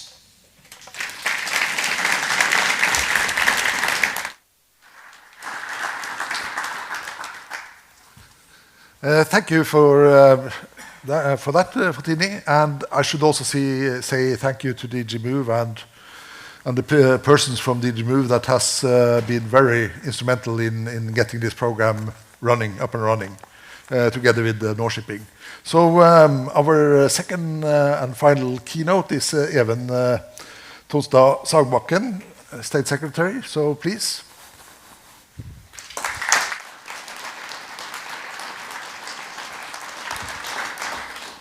Thank you, Director. Ladies and gentlemen, this day is about the future. The Norwegian Forum for Autonomous Ships, NFAS, is certain that unmanned ships will be an important part of the future transport system. By gathering here at North Shipping at the 6th International Ship Autonomy and Sustainability Summit, you are taking part in the collective effort to finding means and tools to make this vision a reality. It will not always be easy, but there are numbers of challenges to overcome. And I'm very pleased to see that we are all working together to find a solution that can take us further. The Norwegian government takes a keen interest in supporting and enabling autonomous shipping. Nationally, we have focused on identifying and removing legal obstacles to automated maritime operations and to use the autonomous vessel. We have also established several test areas in the Norwegian fjords. On the international level, the development of a mass code has a strong support and involvement from Norway. And the drafting of this code is a highly complex issue. The code is still under development, and great contributions have come from your companies, your research areas, and the way you discuss and share your findings. And Norway wants to remain on the frontiers of maritime research. This fall, the Research Council of Norway will announce a grant of up to 100 million Norwegian crowns to develop a new maritime research center for artificial intelligence. And the research will concentrate on the key areas of autonomy, digitalization, green shipping, and safety. And in a few years, unmanned vessels will be commonplace. Today, experience is drawn from research projects on small passenger vessels. These are container vessels like Yara Birkeland and the ASCO sea drones, and the small uncrewed surface vessels, USVs, for subsea operations like Reach Remote and USV Challenger. Eventually, autonomy will be a part of even more vessels. Going forward, safety at sea is our primary concern. If done right, automation and digitalization can increase safety, while at the same time also increase efficiency and making maritime transport more sustainable. And doing it right will mean thinking about the interplay between humans and machines. Because we cannot forget that what we need for enabling this bright future is people. People with the right skills, people who can collaborate, and people who can find the new solutions. And the Norwegian government has made people, competence, and education a priority. This is because access to the right people with the right skills is the basis for all development. Anyone building new maritime technology has to consider the whole chain of logistics. Ports need to be able to accommodate autonomous vessels. The harmonization of data, integrated systems, and just-in-time operations will be increasingly important. And that is why we need close cooperation between suppliers of the vessels and the technology, the operators, and government regulators. And I can't wait to see the solution and the technology we can create together in the years to come. I hope we all leave here not only inspired, but also equipped with new insights, new partnerships, and a renewed sense of purpose. And let's keep steering towards a smarter, safer, and more sustainable maritime future. And thank you for your attention.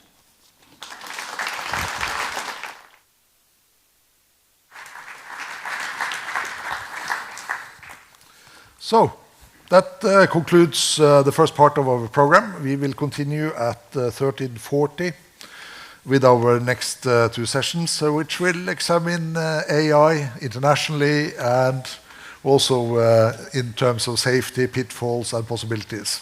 So welcome back at 13:40. Now there's some lunch and drinks outside.